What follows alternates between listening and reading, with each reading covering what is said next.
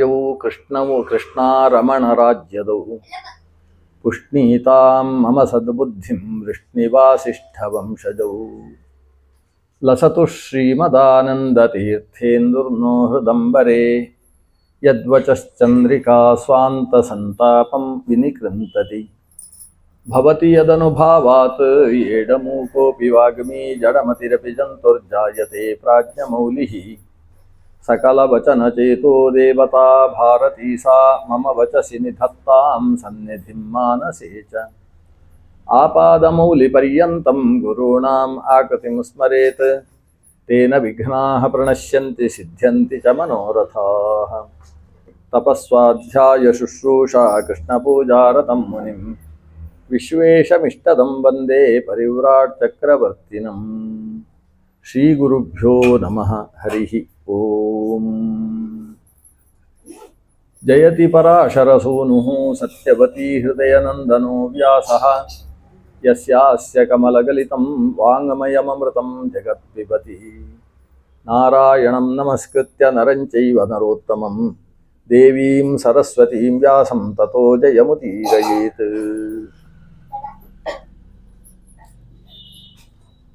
ಅನಿರುದ್ಧ ಮತ್ತು ಉಷಾ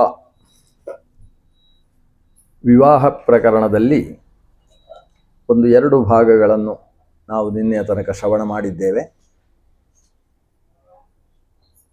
ಅನಿರುದ್ಧ ಉಷೆಯ ಮೂಲಕ ಅಥವಾ ಚಿತ್ರಲೇಖೆಯ ಮೂಲಕ ದ್ವಾರಕೆಯಿಂದ ಶೋಣಿತಪುರಕ್ಕೆ ಆಕಾಶ ಮಾರ್ಗದಲ್ಲಿ ಸಾಗಿದ್ದಾನೆ. ಬಾಣಾಸುರನಿಗೆ ವಿಷಯ ಗೊತ್ತಾಗಿ ಘನಘೋರವಾದ ಯುದ್ಧ ನಡೆದಿದೆ. ಸರ್ಪಾಸ್ತ್ರಗಳನ್ನು ಪ್ರಯೋಗಿಸಿ ಅನಿರುದ್ಧನನ್ನು ಬಂಧನಕ್ಕೆ ಈಡು ಮಾಡಿದ್ದಾನೆ ಬಾಣಾಸುರ. ಅಂತಃಪುರದಲ್ಲಿ ಆತ ಉಷೆಯ ಜೊತೆಗೆ ಬದ್ಧನಾಗಿದ್ದಾನೆ. ಈ ವಿಷಯವನ್ನು ನಾರದರು ದ್ವಾರಕೆಗೆ ಅರುಹಿದ್ದಾರೆ. ದ್ವಾರಕೆಯಲ್ಲಿ ಶ್ರೀಕೃಷ್ಣ ಶೋಣಿತಪುರದಲ್ಲಿ ತಮ್ಮ ಮೊಮ್ಮಗ ಬದ್ಧನಾಗಿರುವ ವಿಷಯವನ್ನು ಕೇಳಿ ಅಲ್ಲಿಗೆ ಹೊರಡುವ ನಿರ್ದೇಶನ, ಆ ನಿರ್ದೇಶನಕ್ಕೆ ಸರಿಯಾಗಿ ಗರುಡನನ್ನು ಶ್ರೀಕೃಷ್ಣ ಸ್ಮರಿಸ್ತಾನೆ. ಯಾಕಂದರೆ ಅವಸರದಲ್ಲಿ ಹೋಗಬೇಕು, ಗರುಡನ ಮೂಲಕವಾಗಿ ಸಾಗುವುದೇ ಸರಿ ಅಂತ. ದ್ವಾರಕೆ ಇರುವುದು ಪಶ್ಚಿಮ ಸಮುದ್ರದಲ್ಲಿ, ಶೋಣಿತಪುರ ಇರುವುದು ಗಂಗಾ ತೀರದಲ್ಲಿ. ಅದನ್ನ ಗಂಗಾ ತೀರಕ್ಕೆ ಹೋಗುವುದಕ್ಕೆ ಗರುಡನನ್ನು ಸ್ಮರಿಸಿದ. ಗರುಡ ಪ್ರತ್ಯಕ್ಷನಾದ, ಕಾಯ್ತಾ ಇರ್ತಾನೆ. ಕೃಷ್ಣ ಯಾವಾಗ ನೆನೆಸಿಕೊಳ್ತಾನೆ ಅಂತ ಗರುಡ ಕಾಯ್ತಾ ಇರ್ತಾನೆ. ಕೃಷ್ಣ ನೆನೆಸಿಕೊಂಡ ಕೂಡಲೇ ಮುಂಭಾಗದಲ್ಲಿ ಕಾಣಿಸಿಕೊಂಡ. ಶ್ರೀಕೃಷ್ಣ ನಿಜವಾಗಿ ತುಂಬ ಮಾನಸಿಕ ಉದ್ವೇಗ ಅಥವಾ ತಲ್ಲಣತೆಗೆ ಹೇತುವಾದಂತಹ ಘಟನೆ ನಡೆದಿದೆ. ತನ್ನ ಮಗನನ್ನು ಒಬ್ಬ ಅಸುರ ಸೆರೆಯಲ್ಲಿಟ್ಟಿದ್ದಾನೆ ಅನ್ನೋದು ಚಿಕ್ಕ ವಿಷಯ ಅಲ್ಲ. ಮಗ ಮೊಮ್ಮಗ ಏನೇ ಆಗಲಿ, ಕುಟುಂಬದಲ್ಲಿರ್ತಕ್ಕಂಥ ವ್ಯಕ್ತಿಯನ್ನು ಸೆರೆಯಲ್ಲಿಟ್ಟಿದ್ದಾನೆ. ಮನೆಯಲ್ಲಿ ತನ್ನ ಪತ್ನಿಯಾದ ರುಕ್ಮಿಣಿ, ತನ್ನ ಸೊಸೆಯಾದಂತಹ ರುಗ್ಮವತಿ ಇವರೆಲ್ಲ ಅಳ್ತಾ ಇದ್ದಾರೆ. ಈ ಪ್ರಸಂಗ ಆ ಹೊತ್ತಿಗೆ ಈತ ಗರುಡನ ಜೊತೆಗೆ ತಮಾಷೆಯಾಗಿ ಮಾತಾಡ್ತಾ ಇದ್ದಾನೆ ಶ್ರೀಕೃಷ್ಣ. ಅಂದರೆ ಅವನಿಗೆ ಟೆನ್ಷನ್ ಅನ್ನೋದು ಇಲ್ಲ ಅಂತ. ಮಾನಸಿಕ ತುಮುಲ ಅನ್ನೋದು ಯಾರಿಗೆ ಉಂಟಾಗುವುದು? ಯಾರಿಗೆ ತಾನು ಒಂದು ಕರ್ತವ್ಯವನ್ನು ಮಾಡುವಲ್ಲಿ ಅನೇಕ ಶ್ರಮವನ್ನು ಹಾಕಿ ಕರ್ತವ್ಯವನ್ನು ನಿರ್ವಾಹ ಮಾಡಬೇಕು, ಅಥವಾ ನಾನು ಅಂದುಕೊಂಡ ಹಾಗೆ ಕೆಲಸ ನಡೆಯುವುದಕ್ಕೆ ಸಾಧ್ಯವಿಲ್ಲ ಅನ್ನುವ ಭಯ ಭೀತಿ ಮನಸ್ಸಿನಲ್ಲಿ ಉಂಟೋ ಅಂಥವನಿಗೆ ಮಾತ್ರ ಮಾನಸಿಕವಾದಂತಹ ತುಮುಲ, ತಲ್ಲಣತೆ, ಉದ್ವೇಗ ಇವುಗಳು ಉಂಟಾಗುವುದಕ್ಕೆ ಸಾಧ್ಯ. ಭಗವಂತ ಸರ್ವಶಕ್ತ, ಸರ್ವಜ್ಞ. ಮುಂದಕ್ಕೆ ಏನು ಆಗಲಿದೆ, ಈಗ ಏನು ನಡೆಯಬೇಕಾಗಿದೆ ಅನ್ನೋದರ ಬಗ್ಗೆ ಸ್ಪಷ್ಟ ಜ್ಞಾನವುಳ್ಳವ. ಕೇವಲ ಲೋಕದ ಜನ ಕರ್ತವ್ಯ ಕರ್ಮವನ್ನು ಕಾಲಕಾಲಕ್ಕೆ ಸರಿಯಾಗಿ ನಡೆಸಬೇಕು ಅನ್ನುವ ಲೋಕ ಶಿಕ್ಷಣ, ಲೋಕ ಸಂಗ್ರಹ ಅನ್ನುವ ಉದ್ದೇಶದಿಂದ ಮಾತ್ರ ತಾನು ಅವತಾರದ ಮೂಲಕವಾಗಿ ನಾನಾ ಕೆಲಸಗಳನ್ನು ಮಾಡ್ತಾ ಇದ್ದಾನೆ. ಅಂಥವನಿಗೆ ಯಾವ ರೀತಿಯ ಮಾನಸಿಕ ಉದ್ವೇಗವಾಗುವುದಕ್ಕೆ ಸಾಧ್ಯ? ಆದ್ದರಿಂದ ಅವ ಗರುಡನನ್ನು ಹೊಗಳ್ತಾನೆ. ನೀನು ಅಸಾಮಾನ್ಯ ವ್ಯಕ್ತಿ, ನೀನು ತುಂಬ ದೂರಕ್ಕೆ ಹೋಗಬೇಕಾದ್ರೆ ನಮಗೆ ನೀನೇ ಬೇಕಾಗ್ತದೆ, ನಮಗೆ ಹೋಗ್ಲಿಕ್ಕೆ ಆಗುವುದಿಲ್ಲ ಅಂತ ಹೇಳ್ತಾನೆ ಕೃಷ್ಣ. ನೀನು ಇಲ್ಲದೆ ಹೋದರೆ ದೂರಕ್ಕೆ ನಮ್ಮಿಂದ ಹೋಗುವುದಕ್ಕಾಗುವುದಿಲ್ಲ. ನಿನ್ನ ವ್ಯಕ್ತಿತ್ವ ಏನು ಅಂತೇಳಿದರೆ ಹಿರಿಯರ ಮೇಲೆ, ಪ್ರಭುಗಳ ಮೇಲೆ, ತಂದೆಯ ಮೇಲೆ, ತಾಯಿಯ ಮೇಲೆ ಅಪರಿಮಿತವಾದ ಭಕ್ತಿ ನಿನಗೆ. ಆದ್ದರಿಂದ ನಿನ್ನ ತಾಯಿಯಾಗಿರ್ತಕ್ಕಂತಹ ವಿನತಾದೇವಿ ಮೋಸದ ಕಾರಣದಿಂದ ಕದ್ರುವಿನ ಮಕ್ಕಳ ದಾಸನಾಗಿ ದಾಸಿಯಾಗಿ ಜೀವನ ನಡೆಸಬೇಕಾದ ಪ್ರಸಂಗ ಬಂದಾಗ ನೀನು ದೇವೇಂದ್ರನ ಕೈಯಿಂದ ಅಮೃತವನ್ನೂ ಅಪಹರಿಸಿ ತಂದು ತಾಯಿಯ ದಾಸ್ಯವನ್ನು ಬಿಡಿಸಿರತಕ್ಕಂಥವ, ತಾಯಿಯ ದಾಸೀಭಾವವನ್ನು ಬಿಡಿಸಿರತಕ್ಕಂಥವ, ತಾಯಿಯ ದಾಸೀಭಾವವನ್ನೇ ಬಿಡಿಸಿದವ. ಈಗ ನನ್ನ ಮೊಮ್ಮಗನ ಬಗ್ಗೆ ಉದಾಸೀನ ಭಾವವನ್ನು ತಾಳಬಾರ್ದು, ಅವನನ್ನು ಬಿಡಿಸಿಕೊಡುವುದಕ್ಕೆ ನಿನ್ನ ಕೆಲಸ ತುಂಬ ಇದೆ. ಬಾಣಾಸುರನ ಜೊತೆಗೆ ನಾವು ಹೇಗೆ ಹೋರಾಡಬೇಕು ಅಂತ ನೀನೇ ನಿರ್ದೇಶನ ಕೊಡಬೇಕು. ಅಂದರೆ ನಮಗೆ ಬರೀ ರಥವಾಗಿ ನೀನಿದ್ರೆ ಗರುಡ ಧ್ವಜ ಅಷ್ಟು ಸಾಕಾಗುವುದಿಲ್ಲ. ಬಾಣಾಸುರನಲ್ಲಿ ಹೋದ ಮೇಲೆ ಹೋರಾಟ ಹೇಗಿರಬೇಕು ಅಂತ ನಿನ್ನ ನಿರ್ದೇಶನದಲ್ಲಿ ನಡಿಬೇಕು. ಅಂದರೆ ಈಗಿನ ಸೇನಾಧಿಪತಿ ನೀನು, ನಮ್ಮ ಜೊತೆಗೆ ನೀನು ಬರುವುದಲ್ಲ, ನಿನ್ನ ಜೊತೆಗೆ ನಾವು ಯುದ್ಧಕ್ಕೆ ಬರ್ತಾ ಇದ್ದೇವೆ. ನೀನು ಎಂಥ ಶಕ್ತಿಮಾನ್ ಅಂತೇಳಿದರೆ ಒಮ್ಮೊಮ್ಮೆ ಮೇರುವಿಗಿಂತ ಹೆಚ್ಚು ಭಾರವಾಗ್ತಿ, ಕೆಲವು ಸಂದರ್ಭದಲ್ಲಿ ಹತ್ತಿಗಿಂತ ಕಡಿಮೆ ಲಘುವಾಗ್ತಿ. ಎಷ್ಟು ಲಾಘವ ಬೇಕು, ಎಷ್ಟು ಗೌರವ ಬೇಕು, ಎಷ್ಟು ವೇಗ ಬೇಕು, ಎಷ್ಟು ನಿಧಾನಿಸಬೇಕು, ಇವನ್ನೆಲ್ಲವನ್ನು ಸ್ಪಷ್ಟವಾಗಿ ನೀನೇ ಬಲ್ಲವ, ಅದನ್ನು ಸಿದ್ಧಿಯ ಮೂಲಕ ಸಾಧಿಸಿಕೊಂಡವ. ಅಂತಹ ಸಮರ್ಥನಾದಂತಹ ನೀನು ಈಗ ಶೋಣಿತಪುರಕ್ಕೆ ನಮ್ಮನ್ನು 3 ಜನರನ್ನು ಕರ್ಕೊಂಡು ಹೋದರೆ ಸಾಕು. ನಮ್ಮ ಸಮಗ್ರ ಸೇನೆ ಬೇಕಾಗಿಲ್ಲ ಅಲ್ಲಿಗೆ. ನಾನು, ನನ್ನಣ್ಣನಾದಂತಹ ಬಲರಾಮ, ನನ್ನ ಮಗನಾದಂತಹ ಪ್ರದ್ಯುಮ್ನ, ಯಾಕಂದರೆ ಪ್ರದ್ಯುಮ್ನನ ಮಗನನ್ನಲ್ವಾ ಅಪಹರಿಸಿರುವುದು, ಅದಕ್ಕೋಸ್ಕರ ನಾವು 3 ಜನ ನಿನ್ನ ಮೇಲೆ ಕೂತುಕೊಳ್ತೇವೆ. ಮತ್ತೆ ಒಂದಷ್ಟು ನಮಗೆ ಅಲ್ಲಿ ಹೋದ ಮೇಲೆ ಹೋರಾಡುವುದಕ್ಕೆ ಒಂದಷ್ಟು ಬಾಣಗಳು, ಬಿಲ್ಲು, ಗುರಾಣಿ, ಕತ್ತಿ, ಏನೇನು ಬೇಕು, ಶಕ್ತಿ ಆಯುಧಗಳು ಏನೇನು ಬೇಕು ಅದನ್ನು ನೀನು ನಿನ್ನ ಮೇಲೆ ಈಗಲೇ ಹೇರಿಕೊಂಡು ಬಂದುಬಿಡು ಅಂತ ಕೃಷ್ಣ ಅವನಿಗೆ ನಿರ್ದೇಶನ ಕೊಟ್ಟ. ಇಷ್ಟು ಹೇಳಿದರೆ ಗರುಡ ಕೃಷ್ಣನ ಮುಂದೆ ಹೇಳ್ತಾನೆ, ಏನು ಸ್ವಾಮಿ, ಯಾರು ನಮಗೆ ಅಹಂಕಾರ ಬಂದಿದೆ ಅಂತ ನೀನು ನನ್ನನ್ನು ಹೊಗಳ್ತಾ ಇದ್ದೀಯಾ? ಅಂದರೆ ಹೊಗಳುವುದು ಅಹಂಕಾರ ಬಂದಿದೆ ಅಂತ ಹೊಗಳುವುದು. ವಸ್ತುತಃ ಗರುಡನಿಗೂ ಅಹಂಕಾರ ಬರುವುದಿಲ್ಲ ಅಂತಿಲ್ಲ. ದೇವತೆಗಳಲ್ಲಿ ಗರುಡ, ಶೇಷಾರುದ್ರ ಬರಬಾರ್ದು ಅಂತೇನಿಲ್ಲ. ಒಂದು ಬಾರಿ ಬಂದಿತ್ತಂತೆ ಗರುಡನಿಗೆ. ಅವನಿಗೆ ನನ್ನನ್ನು ಬಿಟ್ಟರೆ ಕೃಷ್ಣ ದೇವರಿಗೆ, ವಿಷ್ಣುವಿಗೆ ಓಡಾಡುವುದಕ್ಕೆ ಬೇರೆ ಮಾರ್ಗವೇ ಇಲ್ಲ.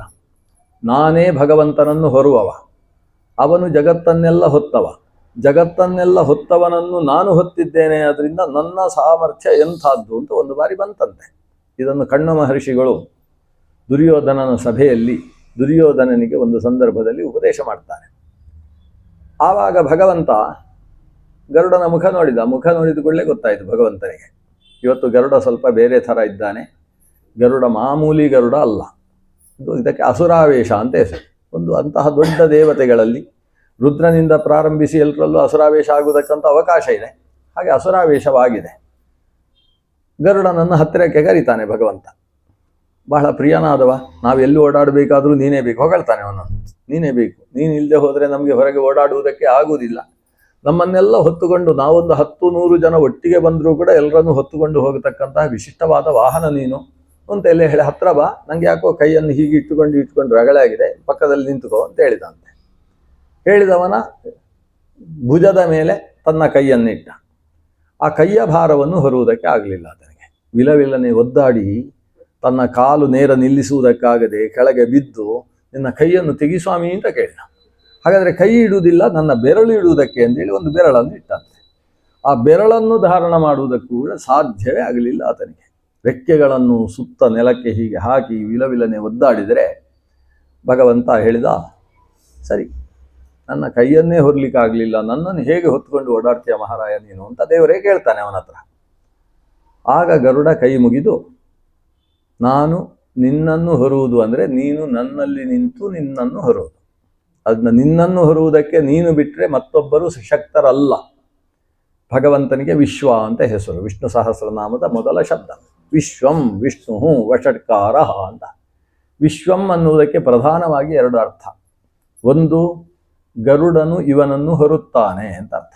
ಸಂಸ್ಕೃತದಲ್ಲಿ ವಿ ಅಂದರೆ ಹಕ್ಕಿ ಅಂತ ಅರ್ಥ. ವಿಪಕ್ಷಿ ಪರಮಾತ್ಮನೋ ಅಂತ. ವಿ ಅಂದರೆ ಹಕ್ಕಿ ಅಂತ ಅರ್ಥ. ಅಂದರೆ ಪಕ್ಷ ಉಳ್ಳದ್ದು, ಗಾಳಿಯಲ್ಲಿ ಹಾರುವಂತಹದ್ದು, ಆಕಾಶ ಸಂಚಾರಿ, ಖೇಚರ, ಖಗ, ಇದೆಲ್ಲ ವಿ ಅನ್ನುವುದರ ಅರ್ಥ. ಅಂದರೆ ಗರುಡ ಅಂತ ಅರ್ಥ ಆಯಿತು ವಿ ಅಂದರೆ. ಶ್ವ ಅಂದರೆ ಗಮನ ಅಂತ ಅರ್ಥ. ಶ್ರೀಗತಿ, ಶ್ರೀಗತವು ಅಂತ ಧಾತು ಅದು. ಅದನ್ನ ವಿಶ್ವಂ ಅಂದರೆ ಏನಾಯಿತು, ಗರುಡನ ಮೂಲಕ ಸಂಚರಿಸುವವ ಅಂತ ಅರ್ಥ ಆಯಿತು.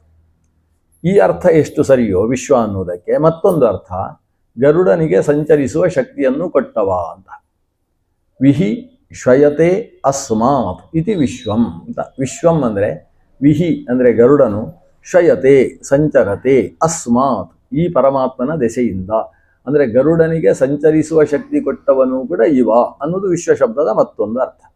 ಆ ಅರ್ಥವನ್ನು ಈಗ ಗರುಡ ಅರ್ಥ ಮಾಡಿಕೊಂಡು ಭಗವಂತನ ಮುಂದೆ ಕೈ ಮುಗಿದು, ನೀನು ನನ್ನಲ್ಲಿ ಸಂಸ್ಥಿತನಾದರೆ ಮಾತ್ರ ನಿನ್ನನ್ನು ಹೊತ್ತುಕೊಂಡು ಹೋಗುವುದಕ್ಕೆ ನನಗೆ ಸಾಧ್ಯ, ಇಲ್ಲೇ ಹೋದರೆ ನಿನ್ನ ಒಂದು ಬೆರಳು ಬಿಡು, ನಿನ್ನ ಒಂದು ಕಣ ಪಾದದ ಧೂಳಿಯನ್ನು ಹೊರುವುದಕ್ಕೂ ನನ್ನಲ್ಲಿ ಸಾಮರ್ಥ್ಯ ಇಲ್ಲ, ಅದನ್ನು ಹೊರುವ ಸಾಮರ್ಥ್ಯವೂ ಕೂಡ ತೇನ ವಿನ ತೃಣಮಪಿ ನ ಚಲತಿ ಎಂಬ ನಿಯಮದ ಪ್ರಕಾರ ನಿನ್ನಿಂದಾಗಿಯೇ ಅಂತಹ ಸಾಮರ್ಥ್ಯ ನನಗೆ ಬಂದಿರುವುದು ಅಂತ ಆ ದೇವರನ್ನು ಗರುಡ ಕೊಂಡಾಡಿದ. ಅವತ್ತಿದ್ದು ಈಗ ಗರುಡನಿಗೆ ನೆನಪಾಯಿತು ಅಂತ ಅನಿಸುತ್ತೆ. ನನ್ನನ್ನು ಭಾರಿ ಹೊಗಳ್ತಾ ಇದ್ದೀಯ, ಹಾಗಾದರೆ ನಂದೇನಾದರೂ ಸಮಸ್ಯೆ ಇದೆಯಾ? ನನ್ನದ್ದು ಏನು ಸಾಮರ್ಥ್ಯ ನೀನು ಹೇಳಿದೆಯೋ, ನನ್ನ ತಾಯಿಯ ದಾಸೀಭಾವವನ್ನು ನಾನು ಬಿಡಿಸಿದೆ, ಸಮಗ್ರ ದೇವತೆಗಳ ಎದುರಾಗಿ ನಿಂತರೂ ಕೂಡ ಅವರನ್ನೆಲ್ಲ ಗೆದ್ದವ ನಾನು, ಎಲ್ಲ ಹೌದು, ಸುಳ್ಳಲ್ಲ. ಆದರೆ ಗೆಲ್ಲಿಸಿದವ ಯಾರು? ನೀನೇ ಅಲ್ವಾ? ಇದನ್ನೆಲ್ಲವ ಹೇಳ್ತಾನೆ. ಆ ಸ್ತೋತ್ರ ಮತ್ತು ಸ್ತೋತ್ರ ಮಾಡಿಸಿಕೊಂಡಂತಹ ಈತನ ಮಾತು. ಗರುಡ ಉವಾಚ ಅತ್ಯದ್ಭುತಮಿದಂ ವಾಕ್ಯಂ ತವ ಕೃಷ್ಣ ಮಹಾಭುಜ ತತ್ಪ್ರಸಾದಾಚ್ಚ ವಿಜಯ ಸರ್ವತ್ರೈವ ಮಹಾಭುಜ. ನನಗೆ ಎಲ್ಲ ವಿಜಯ ಬಂದದ್ದು ನಿನ್ನ ಪ್ರಸಾದದಿಂದ.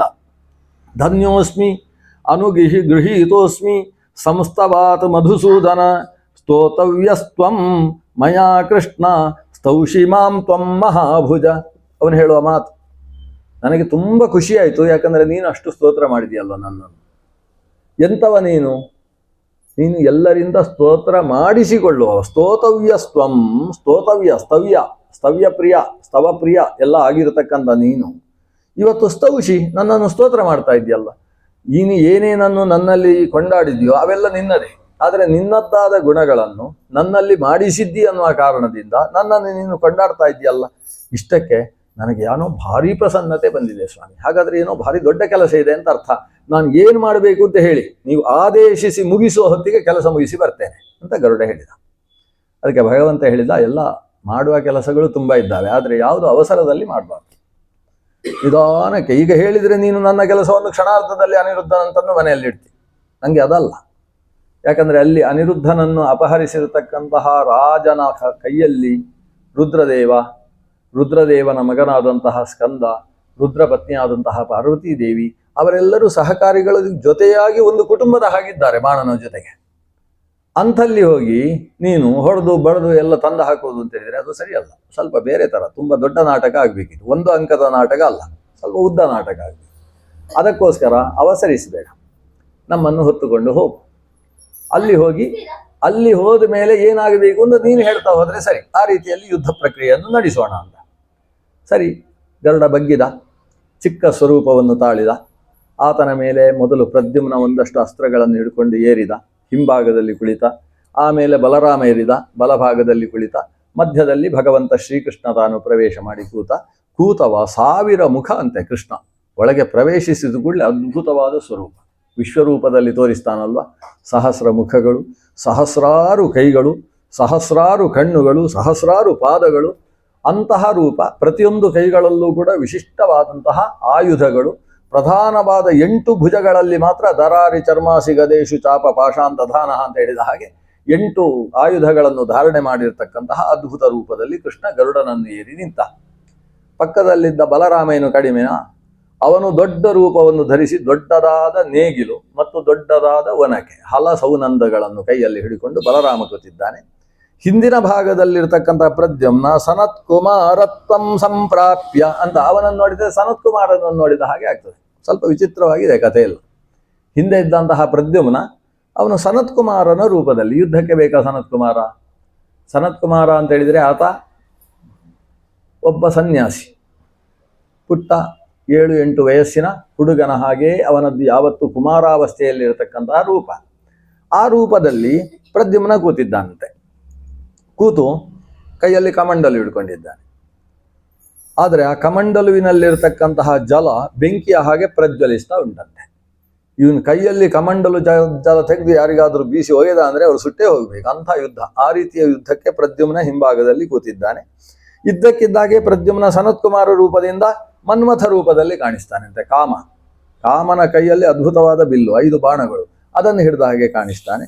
ಆಮೇಲೆ ಪ್ರಳಯಾಂತಕವಾದ ವ್ಯಕ್ತಿತ್ವದಲ್ಲಿ ಸ್ಕಂದನ ಹಾಗೆ ಕಾಣಿಸ್ತಾನಂತೆ. ಈ ವರ್ಣನೆಯ ಮೂಲಕ ಏನು ಅರ್ಥ ಆಗ್ತಾ ಇದೆ? ಈ ಪ್ರದ್ಯುಮ್ನ ಅಂತ ಹೇಳಿದರೆ ಮನ್ಮಥನೇ ಇದ್ದಾನೆ.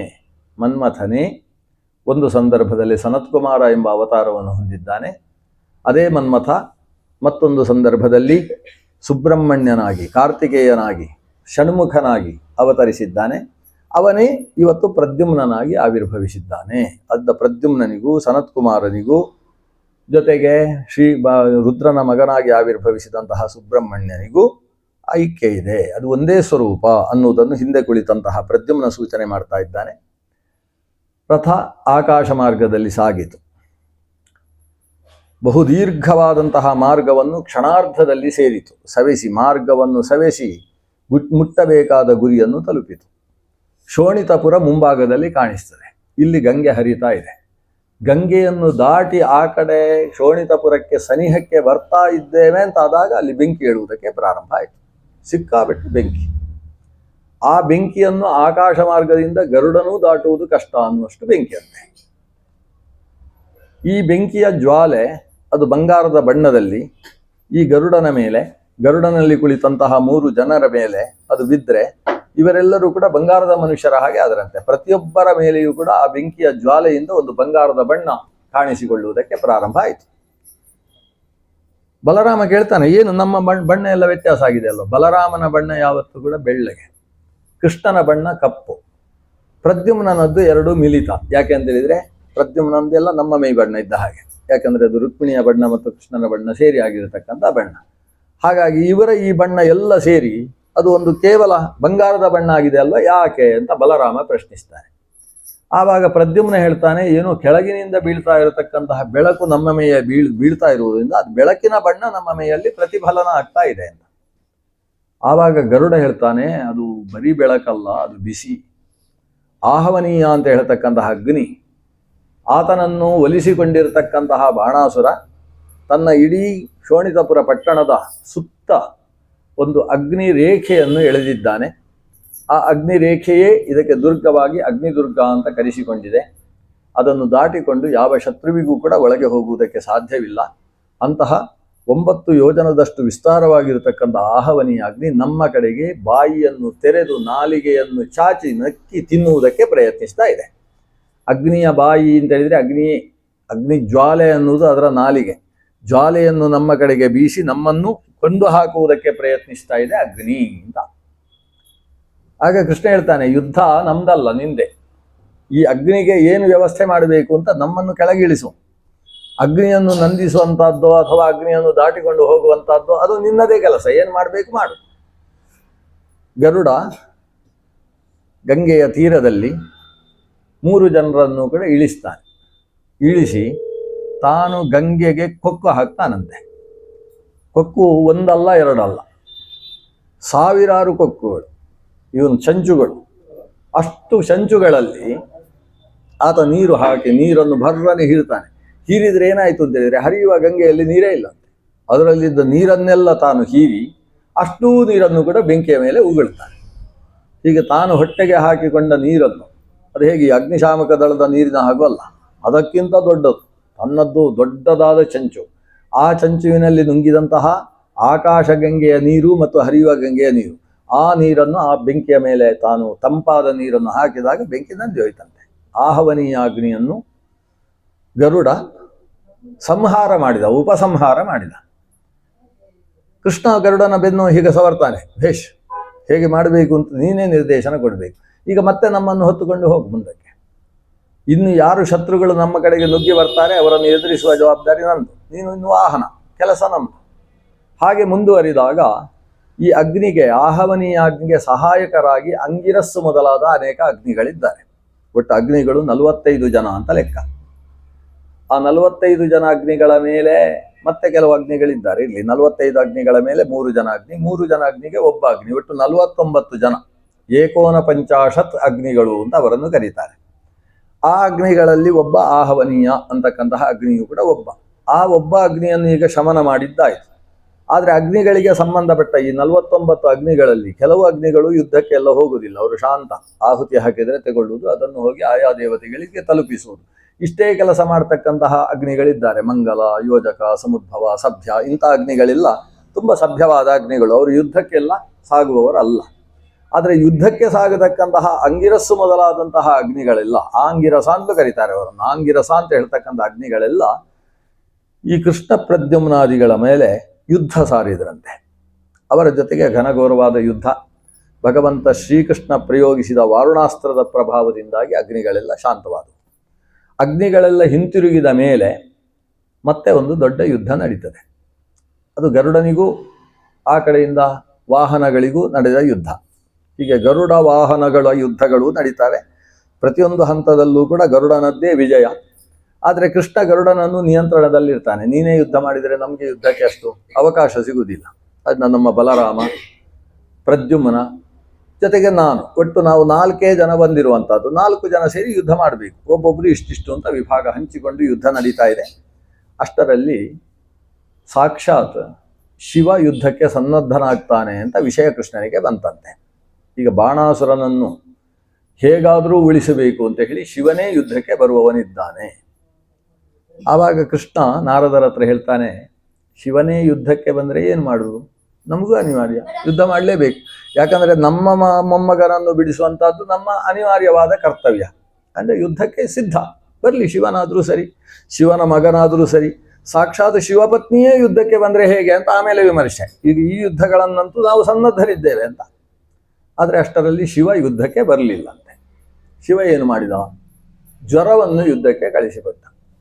ಇದಕ್ಕೆ ಜ್ವರ ಯುದ್ಧ ಅಂತ ಬಹಳ ಪ್ರಸಿದ್ಧವಾದಂತಹ ಯುದ್ಧ. ಮಹಾಭಾರತದಲ್ಲೂ ಕೂಡ ಈ ಜ್ವರ ಯುದ್ಧದ ಬಗ್ಗೆ ಬಹಳ ವಿವರಣೆ ಇದೆ. ಶಿವಜ್ವರ ಅಂತ ಅದಕ್ಕೆ ಹೆಸರು. ಈಗ ತಾನೇ ಶಿವನೇ ಬಿಟ್ಟಂತಹ ಜ್ವರ ಅಲ್ಲ ಅದು. ಇದಕ್ಕಿಂತ ಹಿಂದೆಯೂ ಕೂಡ ಲೋಕದಲ್ಲಿ ಭಾರಿ ಚಾಲ್ತಿಯಲ್ಲಿದ್ದಂತಹ ಜ್ವರ ಅದು ಶಿವಜ್ವರ.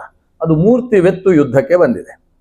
ಆ ಶಿವಜ್ವರದ ಸ್ವರೂಪ ಹೇಗಿದೆ ಅಂತ ಹೇಳಿದರೆ, ಒಬ್ಬ ವ್ಯಕ್ತಿ ಒಂದು ಕೈಯಲ್ಲಿ ಕೆಂಡಗಳನ್ನು ಹಿಡ್ಕೊಂಡಿದ್ದಾನೆ, ಮತ್ತೊಂದು ಕೈಯಲ್ಲಿ ಭಸ್ಮದ ಪಾತ್ರೆಯನ್ನು ಹಿಡ್ಕೊಂಡಿದ್ದಾನೆ.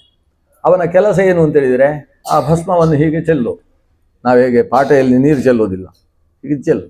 ಎಡಗೈಯಲ್ಲಿ ಭಸ್ಮವನ್ನು ಚೆಲ್ಲುವುದು, ಬಲಗೈಯಲ್ಲಿ ಬೆಂಕಿಯನ್ನು ಅಂದರೆ ಕೆಂಡಗಳನ್ನು ಅವರ ಮೇಲೆ ಹಾಕೋದು.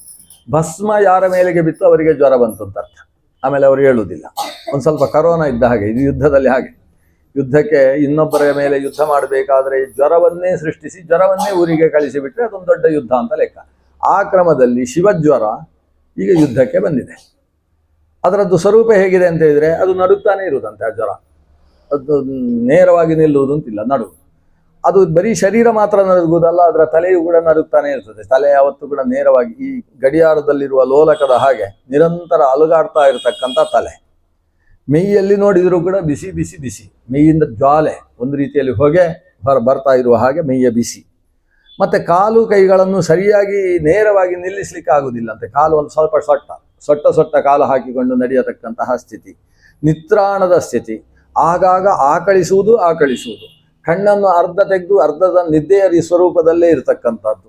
ಎದ್ದು ಈಗ ತಾನೇ ನಿದ್ದೆಯಿಂದ ಎದ್ದು ಮುಖ ತೊಳೆಯದೇ ಇದ್ದ ವ್ಯಕ್ತಿಯ ಹಾಗೆ ಇರತಕ್ಕಂಥ ಒಂದು ವಿಚಿತ್ರ ಸ್ವರೂಪ ಅಂತೆ. ಜ್ವರ ಬಂದವನು ಹೇಗಿರ್ತಾನೆ ಅಂತ ಅವನನ್ನು ನೋಡಿ ಅಭ್ಯಾಸ ಮಾಡಬೇಕು, ಆ ರೀತಿಯ ಸ್ವರೂಪ. ಆದರೆ ಭಸ್ಮ ಮತ್ತು ಕೈಯಲ್ಲಿರತಕ್ಕಂತಹ ಕೆಂಡಗಳು, ಅಂಗಾರಗಳ ಮೂಲಕವಾಗಿ ಇನ್ನೊಬ್ಬರನ್ನು ಎದುರಿಸತಕ್ಕಂತಹ ವ್ಯಕ್ತಿ.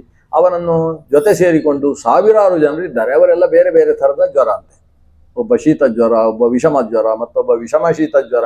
ಒಂದು ಬೇರೆ ಬೇರೆ ಥರದ ಜ್ವರ ಸ್ವರೂಪದ ಅನುಸರಿಸತಕ್ಕಂತಹ ವ್ಯಕ್ತಿಗಳ ಜೊತೆಗೆ ಇವನು ಯುದ್ಧಕ್ಕೆ ಬಂದಿದ್ದಾನೆ. ಅವನಿಗೆ ಸಿಕ್ಕಿದ್ಯಾರು, ಬಲರಾಮ. ಮೊದಲ ಯುದ್ಧಕ್ಕೆ ಬಲರಾಮ ಸಿಕ್ಕಿದ. ಬಲರಾಮನ ಜೊತೆಗೆ ಯುದ್ಧ ನಡೆಯಿತು. ಬಲರಾಮನ ಪೆಟ್ಟನ್ನು ಆತನಿಗೆ ಸಹಿಸಲಿಕ್ಕೆ ಆಗಲಿಲ್ಲ. ಆವಾಗ ಆತ ಬಿಟ್ಟಂತಹ ಪೆಟ್ಟನ್ನು ತಾನು ತಪ್ಪಿಸಿಕೊಂಡು ಹಾರಿ ಬಂದು ತನ್ನ ಭಸ್ಮವನ್ನು ಅವನ ಮೇಲೆ ಎಸೆದಂತೆ. ಬಲರಾಮನ ಎದೆಗೆ ಯಾವಾಗ ಭಸ್ಮ ಬಿತ್ತು ಆಗ ಬಲರಾಮ ನಡುಗುವುದಕ್ಕೆ ಪ್ರಾರಂಭಿಸಿದ. ನಡುಗುವುದರ ಜೊತೆಗೆ ಕೈಯಲ್ಲಿದ್ದ ಆಯುಧವು ಜಾರಿ ಕೆಳಗೆ ಬಿತ್ತು. ನಿದ್ದೆ ಬರುವ ಹಾಗೆ ಆಯಿತು. ಆಕಳಿಸುವುದಕ್ಕೆ ಪ್ರಾರಂಭಿಸಿದ. ಬಲರಾಮ ನೆಲಕ್ಕೆ ತಾನು ಕೂತ ಜಾಗದಿಂದ ಜಾರಿ ಕೆಳಗೆ ಬೀಳುವ ಪ್ರಸಂಗ ಉಂಟು. ಅಷ್ಟು ಹೊತ್ತಿಗೆ ಕೃಷ್ಣ, ನನ್ನಿಂದ ಸಹಿಸಲಿಕ್ಕೆ ಆಗ್ತಾ ಇಲ್ಲ ಇದನ್ನು ಅಂತ ಬಲರಾಮ ಹೇಳಿದ. ಬಲರಾಮ ಹೀಗೆ ಹೇಳಿದ ಕೂಡಲೇ ಕೃಷ್ಣ ಆತನ ಕೈ ಹಿಡ್ಕೊಂಡು ಆಲಿಂಗಿಸಿ ನೇವರಿಸಿದ. ಜ್ವರ ಎಲ್ಲ ಬಿಟ್ಟೋಯ್ತಂತೆ. ಅಂತೂ ಜ್ವರ ಬಿಡಿಸುವುದಕ್ಕೆ ಒಳ್ಳೆಯ ಅವಕಾಶ ಏನಂದರೆ ಭಗವಂತನ ಆಲಿಂಗನ ನಡೆಯಬೇಕು. ಅದು ಎಂಥ ಜ್ವರ, ಶಿವಜ್ವರವೇ ಆದರೂ ಕೂಡ ಭಗವಂತನ ಸ್ಮರಣೆಯಿಂದ, ಭಗವಂತ ಕೃಷ್ಣ ಅನ್ನೋ ನಾಮಸ್ಮರಣೆಯಿಂದ, ಜೊತೆಗೆ ಕೃಷ್ಣನ ಸ್ಪರ್ಶದಿಂದ, ಆಂತರಿಕವಾದಂತಹ ಧ್ಯಾನ ಸ್ಪರ್ಶದಿಂದ ಜ್ವರಗಳೆಲ್ಲ ನಿವೃತ್ತಿಯಾಗ್ತವೆ. ವಿಷ್ಣು ಸಹಸ್ರನಾಮದ ಫಲಸ್ತುತಿಯನ್ನು ಹೇಳುವಾಗ ಈ ಮಾತಿದೆ. ಚರಕ ಸಂಹಿತೆಯಲ್ಲಿ ಚರಕನು ಕೂಡ ಹೇಳ್ತಾನೆ, ಎಲ್ಲ ರೀತಿಯ ಜ್ವರಗಳಿಗೂ ಯಾವುದು ಮದ್ದು ಅಂತ ಒಂದು ಪ್ರಶ್ನೆ ಬಂತು. ಅದಕ್ಕೆ 3 ಥರದ ಮದ್ದು ಇದೆ. ಒಂದು ಸತ್ವವ್ಯಪಾಶ್ರಯ, ಅಂದರೆ ಮನಸ್ಸನ್ನು ಗೆಲ್ಲಬೇಕು. ಮನಸ್ಸನ್ನು ಗೆದ್ದು ಸುಖೋಪಭೋಗಗಳಲ್ಲಿ ನಿಯಮ, ಪಥ್ಯಾಚರಣೆಯನ್ನು ಮಾಡಬೇಕು. ಪಥ್ಯ, ಯಾವುದನ್ನು ತಿನ್ನಬೇಕು, ಯಾವುದನ್ನು ತಿನ್ನಬಾರ್ದು, ಎಷ್ಟು ತಿನ್ನಬೇಕು, ಎಷ್ಟು ತಿನ್ನಬಾರ್ದು, ಎಷ್ಟೊತ್ತಿಗೆ ನಿದ್ದೆ ಮಾಡಬೇಕು, ಎಷ್ಟೊತ್ತಿಗೆ ನಿದ್ದೆ ಮಾಡಬಾರ್ದು, ಎಷ್ಟು ಸಮಯ ವಿಶ್ರಾಂತಿ ತಗೊಳ್ಬೇಕು, ಎಷ್ಟು ಸಮಯ ಕೆಲಸ ಮಾಡಬೇಕು, ವ್ಯಾಯಾಮ ಹೇಗೆ ಮಾಡಬೇಕು. ಇದಕ್ಕೆ ಸತ್ವವ್ಯಪಾಶ್ರಯ ಅಂತ ಹೆಸರು. ಇಂಥ ಕೆಲಸಗಳನ್ನು, ಇದರ ಮೂಲಕವಾಗಿ ನಾವು ರೋಗವನ್ನು ಜಯಿಸಬಹುದು. ಸತ್ವವ್ಯಪಾಶ್ರಯದಿಂದ ಆಗದೆ ಹೋದರೆ ಕೊನೆಗೆ ಚಿಕಿತ್ಸಾ ವ್ಯಪಾಶ್ರಯ ಅಂತ 2ನೇ ಕ್ರಮ. ಆಗ ಚಿಕಿತ್ಸೆ ಮಾಡಿಸಬೇಕು. ಶರೀರದಲ್ಲಿದ್ದ ಕೆಟ್ಟ ರಕ್ತವನ್ನು ತೆಗೆಸುವುದಕ್ಕೋಸ್ಕರ ಉಂಬಳವನ್ನು ಶರೀರಕ್ಕೆ ಬಿಡುವುದು, ಅಥವಾ ಶರೀರದಲ್ಲಿ ಯಾವುದೋ ಭಾಗವನ್ನು ಕತ್ತರಿಸಿ ತೆಗೆಯುವುದು, ಅಥವಾ ಶರೀರಕ್ಕೆ ಗುಟಿಕ ಭಸ್ಮಾದಿಗಳನ್ನು ಕೊಡುವುದು. ಅದು ಬೇರೆ ಬೇರೆ ಇದೆ. ಆಸವ, ಅರಿಷ್ಟ, ಚೂರ್ಣ, ಅನೇಕ ಬಗೆ ಅಂಥದ್ದು. ಆ ಔಷಧೋಪಚಾರವನ್ನು ನಡೆಸುವಂಥದ್ದು ಇಂಥದ್ದು. ಇದಕ್ಕೆಲ್ಲ ಚಿಕಿತ್ಸಾ ವ್ಯಪಾಶ್ರಯ ಅಂತ ಹೆಸರು. ಎಲ್ಲಿ ಸತ್ವವ್ಯಪಾಶ್ರಯದಿಂದ ಆ ರೋಗವನ್ನು ನಿಯಂತ್ರಣಕ್ಕೆ ತರಲಿಕ್ಕೆ ಆಗಲಿಲ್ಲ, ಅಂದರೆ ಪಥ್ಯದ ಮೂಲಕವಾಗಿ ನಿಯಂತ್ರಣಕ್ಕೆ ಬರದೇ ಹೋದಾಗ ಆವಾಗ ಚಿಕಿತ್ಸೆಯ ಮೂಲಕವಾಗಿ ನಿಯಂತ್ರಣಕ್ಕೆ ತರಬೇಕು.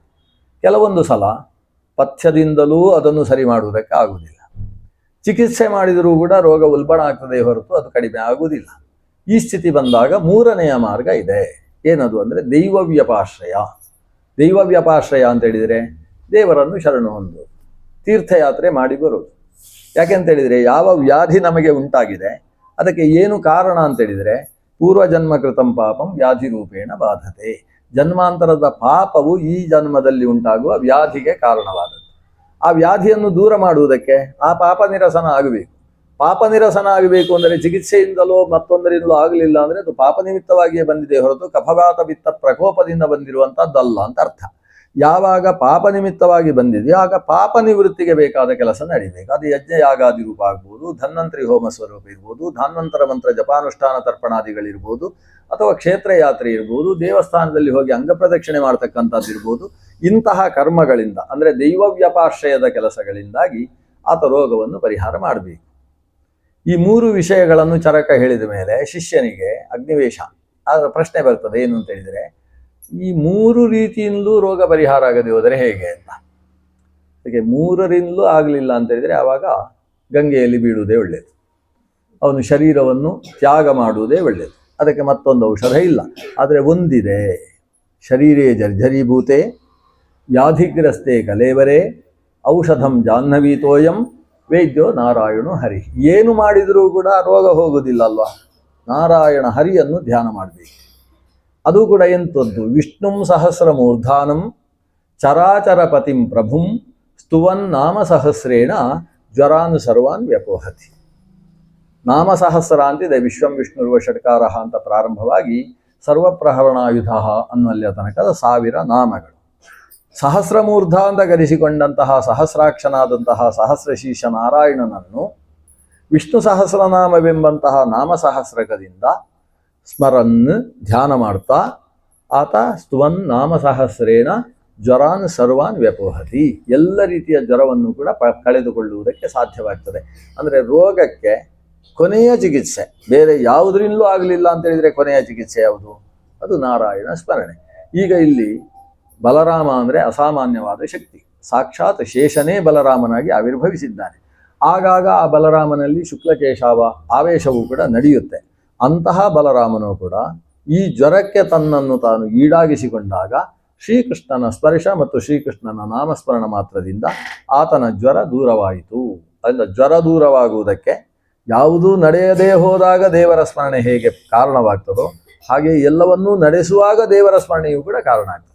ಬೇರೆ ಬೇರೆ ರೀತಿಯ ಚಿಕಿತ್ಸೆಯನ್ನು ನಡೆಸುವಾಗಲೂ ಭಗವಂತನ ಅಚ್ಯುತಾನಂತ ಗೋವಿಂದ ಸ್ಮೃತಿ ಮಾತ್ರಾರ್ತಿನಾಶನ ರೋಗಾನಮೇ ನಾಶಯಾಶೇಷಾನ್ ಆಶು ಧನ್ವಂತರೇ ಹರೇ ಅಂತ ಹೀಗೆ ಧನ್ವಂತರಿಯನ್ನು ಸ್ಮರಣೆ ಮಾಡಿಕೊಳ್ಳತಕ್ಕಂಥದ್ದು ಅದು ರೋಗ ಚಿಕಿತ್ಸೆ ನಡೆಸುವಾಗಲೂ ಇರಬೇಕಾದದ್ದು. ಅಂತೂ ಬಲರಾಮನ ಮೇಲೆ ಬಿದ್ದಂತಹ ರೋಗದ ಪೆಟ್ಟು ಕೃಷ್ಣನ ಆಲಿಂಗನಿಂದಾಗಿ ದೂರವಾಯಿತು. ಈಗ ರೋಗಕ್ಕೆ ಮತ್ತೆ ಸಿಟ್ಟು ಬಂತಂತೆ. ನಾನು ಬಲರಾಮನನ್ನು ಸಾಯಿಸಬೇಕು ಅಂತ ಹೊರಟ್ರೆ ನನ್ನನ್ನೇ ದೂರ ಮಾಡಿದರಲ್ಲ, ದೂರ ಮಾಡಿದವ ಯಾರು? ಕೃಷ್ಣ. ಆದ್ದರಿಂದ ಕೃಷ್ಣನನ್ನೇ ಆಕ್ರಮಿಸಬೇಕು ಅಂತ ಕೃಷ್ಣನ ಮೇಲೆ ಜ್ವರದ ಹೊಡೆತ ಕೃಷ್ಣನ ಕಡೆಗೆ ಬಂತು. ಕೃಷ್ಣ ಜ್ವರದ ಮೇಲೆ ಆಗ್ನೇಯಾಸ್ತ್ರವನ್ನು ಪ್ರಯೋಗಿಸ್ತಾನೆ. ಮೊದಲೇ ಅದು ಸುಡುವಂತಹ ಜ್ವರ, ಅದು ಆ ಜ್ವರದ ಮೇಲೆ ಅಸ್ತ್ರ ಪ್ರಯೋಗ ನಡೆಯುತ್ತೆ. ಆ ಅಸ್ತ್ರದಿಂದ ಅದು ತಪ್ಪಿಸಿಕೊಳ್ತದೆ ಜ್ವರ. ಹಾಗಾದರೆ ಜ್ವರ ಅಸ್ತ್ರದಿಂದಲೂ ತಪ್ಪಿಸಿಕೊಳ್ಳುವಷ್ಟು ಮಹಾಪರಾಕ್ರಮಿ ಅಂತಾದಾಗ ಕೃಷ್ಣ ಆ ಜ್ವರಕ್ಕೆ ಕತ್ತಿಯಲ್ಲಿ ಹೊಡೆಯುವ ಅಂತ ಮುಂದುವರೆದ್ರೆ ಆ ಜ್ವರ ಕತ್ತಿಯ ಪೆಟ್ಟನ್ನು ತಪ್ಪಿಸಿಕೊಂಡು ಈ ಶ್ರೀಕೃಷ್ಣನ ಎದೆಗೆ ಹೋಗಿ ಭಸ್ಮವನ್ನು ಸುರಿತಂತೆ. ಹಿಂದೆ ಹೇಗೆ ಬಲರಾಮನ ಮೇಲೆ ಭಸ್ಮ ಹಾಕಿತ್ತು ಕೃಷ್ಣನಿಗೆ ಭಸ್ಮ ಮಾತ್ರ ಹಾಕಿದರೆ ಜ್ವರ ಬರಲಿಕ್ಕಿಲ್ಲ ಅಂತೇಳಿ ಆ ಕೈಯಲ್ಲಿದ್ದ ಅಂಗಾರಕವನ್ನು ಕೃಷ್ಣನ ಮುಖಕ್ಕೆ ಬಿಸಾಡಿತಂತೆ. ಯಾವಾಗ ಅದರಲ್ಲಿದ್ದ ಕೆಂಡಗಳು ಮುಖಕ್ಕೆ, ಭಸ್ಮ ಹೃದಯಕ್ಕೆ, ಕೃಷ್ಣನಿಗೂ ಕೂಡ ಕಂಪನ ಶುರುವಾಯಿತಂತೆ. ನಮ್ಮ ಕೃಷ್ಣನಿಗೊಂದು ಜ್ವರ, ಯಶೋದೆ ಅಲ್ಲಿದ್ದರೆ ಏನಾದರೂ ಔಷಧ ಕೊಡ್ತಿದ್ಲು. କିନ୍ତୁ ಕೃಷ್ಣನಿಗೆ ಈಗ ಒಂದು ಜ್ವರ ಪ್ರಾರಂಭ ಆಯಿತು, ನಡುಗುವುದಕ್ಕೆ ಶುರುವಾಯಿತು ಶ್ರೀಕೃಷ್ಣನಿಗೆ.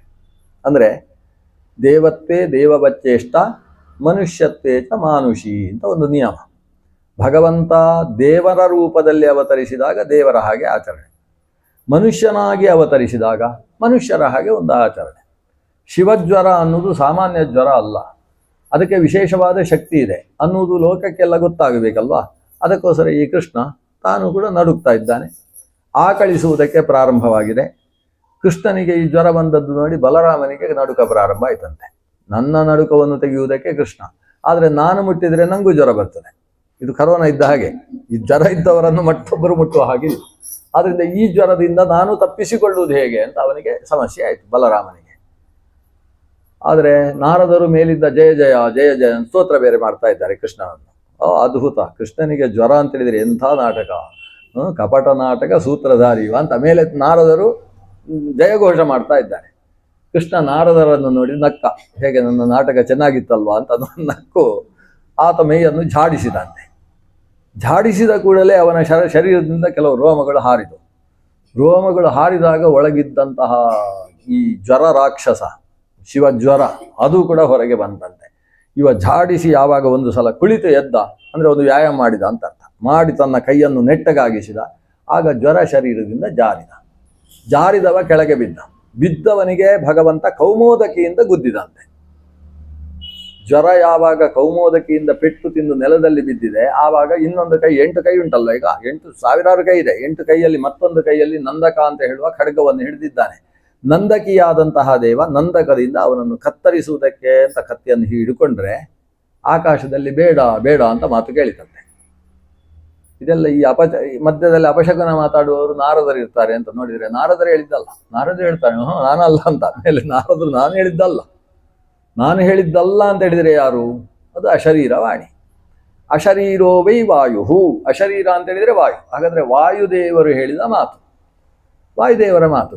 ದೇವರಿಗೆ ವಾಯುದೇವರ ಮಾತು ಅಂದರೆ ಅಷ್ಟು ಇಷ್ಟ ಅಂತೆ, ಅದನ್ನು ಯಾವತ್ತೂ ಕೂಡ ಮೀರುವುದು ಅಂತಿಲ್ಲ. ಅಶರೀರವಾಣಿಗೆ ಅನುಗುಣವಾಗಿ ಜ್ವರವನ್ನು ಬಿಟ್ಟ. ಜ್ವರ ಕೈ ಮುಗಿದುಕೊಂಡು ಕೃಷ್ಣನಿಗೆ ಶರಣಾಗತವಾಯಿತು. ನನ್ನನ್ನು ಬದುಕುವ ಹಾಗೆ ಬಿಟ್ಟಿಯಲ್ವ, ಅದು ಅಶರೀರವಾಣಿಯಿಂದ ದೇವರು ಬಿಟ್ಟಿದ್ದಾನೆ ಅಂತ ಗೊತ್ತಿಲ್ಲ ಜ್ವರಕ್ಕೆ, ಅಂತೂ ದೇವರು ನನ್ನನ್ನು ಸಾಯಿಸದೇ ಬಿಟ್ಟಲ್ಲ ಅಂತ ಹೇಳಿ ಸೀದಾ ಕೃಷ್ಣನ ತಲೆಯ ಮೇಲೆ ಹತ್ತಿದಂತೆ. ಕೃಷ್ಣನಿಗೆ ಮತ್ತೆ ಜ್ವರ ಶುರುವಾಯಿತು. ಈಗ ಕೆಟ್ಟವರನ್ನು ಹಾಗೆ ಬಿಟ್ಟರು ಎಂತ ಅನರ್ಥ ಮಾಡ್ತಾರೆ ಅಂತ ಕೃಷ್ಣನಿಗೆ ಮತ್ತೆ ಜ್ವರ ಪ್ರಾರಂಭ ಆಯಿತು. ಈಗ ಕೃಷ್ಣ ಆ ಜ್ವರವನ್ನು ಹೀಗೆ ಜಾಡಿಸಿಕೊಳ್ಳಿಲ್ಲಂತೆ. ಅವನು ಜ್ವರವನ್ನು ಹೊಡೆಯುವುದಕ್ಕೆ ಜ್ವರವೇ ಸರಿ ಅಂತ ತಾನೊಂದು ಜ್ವರವನ್ನು ಸೃಷ್ಟಿಸಿದಂತೆ. ಕೃಷ್ಣನ ಶರೀರದಿಂದ ವೈಷ್ಣವ ಜ್ವರ, ಹೀಗೆ ಹಿಂದೆ ಬಂದದ್ದು ಶೈವ ಜ್ವರ ಅಲ್ವಾ, ಈಗ ವೈಷ್ಣವ ಜ್ವರವನ್ನು ಕೃಷ್ಣ ಸೃಷ್ಟಿಸಿದ. ಯಾವಾಗ ಇವನ ಶರೀರದಲ್ಲಿ ವೈಷ್ಣವ ಜ್ವರ ಸೃಷ್ಟಿಯಾಯಿತು, ಈ ಜ್ವರ ಹೋಗಿ ಆ ಶರೀರದಲ್ಲೇ ಆವಿರ್ಭವಿಸಿದ್ದಂತಹ ಜ್ವರವನ್ನು ಹಿಚುಕಿ ಅವನು ನಿಲ್ಲಿಕ್ಕಾಗದೆ ಕೃಷ್ಣನ ಬಾಯಿಯಿಂದ ಉಸಿರಿ ಕೆಳಗೆ ಬಿದ್ದಂತೆ. ಈಗ ಬಿದ್ದವನನ್ನು ಸಾಯಿಸಬೇಕು ಕೃಷ್ಣ, ಆದರೆ ಕೃಷ್ಣ ಸಾಯಿಸಲಿಲ್ಲ. ಯಾಕಂದರೆ ಅವನು ಬಿದ್ದದ್ದು ಎಲ್ಲಿಗೆ ಅಂದರೆ ಪಾದಕ್ಕೆ ಬಿದ್ದು ಪಾದ ಹಿಡ್ಕೊಂಡಿದ್ದಾನೆ. ಇನ್ನೊಂದು ಸಲ ಹೀಗೆ ಅಪಚಾರ ಮಾಡುವುದಿಲ್ಲ, ನನ್ನನ್ನು ದಯವಿಟ್ಟು ಬಿಟ್ಟುಬಿಡು ಅಂತ ಶರಣಾಗತನಾಗಿ ಬಿಟ್ಟ. ಭಗವಂತನಿಗೆ ಶರಣಾಗತ ವತ್ಸಲ ಅಂತ ಹೆಸರು. ಅವನು ಹೇಳ್ತಾನೆ, ಜ್ವರ ನಾನು ನಿನಗೆ ಪ್ರಸನ್ನನಾಗಿದ್ದೇನೆ. ಯಾಕಂದರೆ ನನ್ನನ್ನೇ ನಡುಗಿಸುವ ಕೆಲಸ ಮಾಡಿದೆಯಲ್ಲ, ಒಂದು ಸಲ ಅಲ್ಲ 2 ಬಾರಿ ಮಾಡಿದೆಯಲ್ಲ, ಆದ್ದರಿಂದ ನಿನಗೆ ಪ್ರಸನ್ನನಾಗಿದ್ದೇನೆ. ಏನು ಬೇಕು ಕೇಳು, ವರ ಕೊಡ್ತೇನೆ. ಆವಾಗ ಜ್ವರ ಹೇಳ್ತಾನೆ, ನನಗೆ ಬಹಳ ಪ್ರಸಿದ್ಧಿ ಲೋಕದಲ್ಲಿ, ನಾನಿರುವುದರಿಂದ ಎಷ್ಟೋ ಜನ ದುಡ್ಡು ಮಾಡಿ ಬದುಕ್ತಾ ಇದ್ದಾರೆ.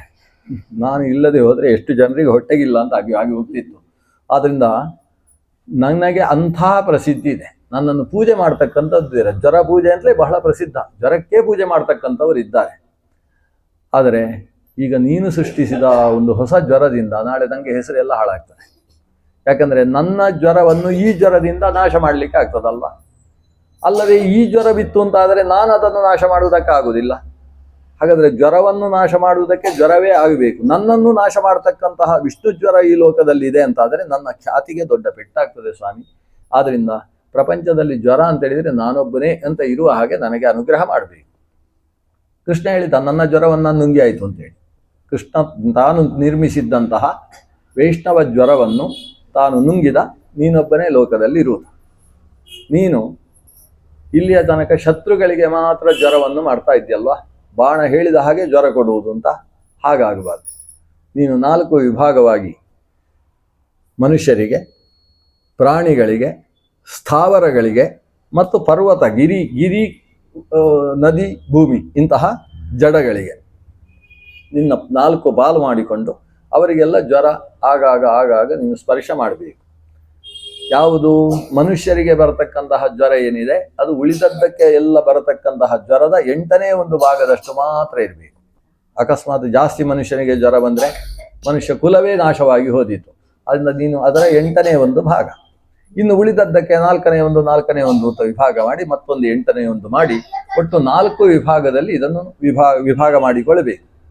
ಈ ವಿಭಾಗದಲ್ಲಿ ಮರಗಳಿಗೆ ಜ್ವರ ಬರುವುದು ಅಂದರೆ ಏನು ಅಂದರೆ ಮರಗಳ ಎಲೆಗಳು ಒಣಗುವುದು. ಆದರೆ ಮರಗಳು ಸಾಯದೇ ಇರೋದು, ಸಾಯಬಾರ್ದು, ಎಲೆಗಳು ಒಣಗಬೇಕು. ಅವುಗಳಿಗೆ ಹಾಕಿದ ನೀರಿನಿಂದ ಅದರಲ್ಲಿ ಪುಷ್ಟಿ ಬರಬಾರ್ದು. ನಿಧಾನಕ್ಕೆ ಅದು ತನ್ನನ್ನು ತಾನು ಕ್ಷೀಣಿಸ್ತಾ ಸಾಯುವ ಸ್ಥಿತಿಗೆ ಬರಬೇಕು. ಆಮೇಲೆ ಅದಕ್ಕೆ ಔಷಧೋಪಚಾರ ನಡೆಸಿದಾಗ ನೀನು ಹೋಗಬೇಕು. ವಿಷ್ಣು ಸಂಬಂಧಿಯಾದ ಔಷಧೋಪಚಾರ. ಮರಗಳಿಗೆಲ್ಲ ರೋಗಗಳು ಬಂದರೆ ಒಂದು ಭಗವಂತನಿಗೆ ವಿಷ್ಣು ಮಂತ್ರದಿಂದ ಆಹುತಿ ಕೊಡಬೇಕು. ಆಹುತಿ ಕೊಟ್ಟು ಆ ಭಸ್ಮವನ್ನು ಅದಕ್ಕೆ ಲೇಪಿಸುತ್ತಂದರೆ ನೀನು ಹೋಗಬೇಕು. ಮರಗಳ ಜ್ವರಕ್ಕೂ ಕೂಡ ಔಷಧೋಪಚಾರದ ವ್ಯವಸ್ಥೆ ಇದೆ. ಅದು ವಿಷ್ಣು ಸಂಬಂಧಿಯಾದ ಔಷಧೋಪಚಾರಗಳು ನಡೆದಾಗ ನೀನು ಅದನ್ನು ಬಿಟ್ಟು ಹೋಗಬೇಕು. ಈಗ ವೃಕ್ಷಗಳಿಗೆ ಜ್ವರ ಬಂದ ಹಾಗೆ ಕೆಲವೊಂದು ಸಲ ವೃಕ್ಷದ ಫಲಗಳಿಗೆ ಮಾತ್ರ ಜ್ವರ. ಎಲ್ಲ ಹರಿವಂಶ ವಿವರಣೆ ಕೊಟ್ಟದ್ದಿದೆ. ಫಲಗಳಿಗೆ ಜ್ವರ ಬರುವುದಂದ್ರೆ ಏನು?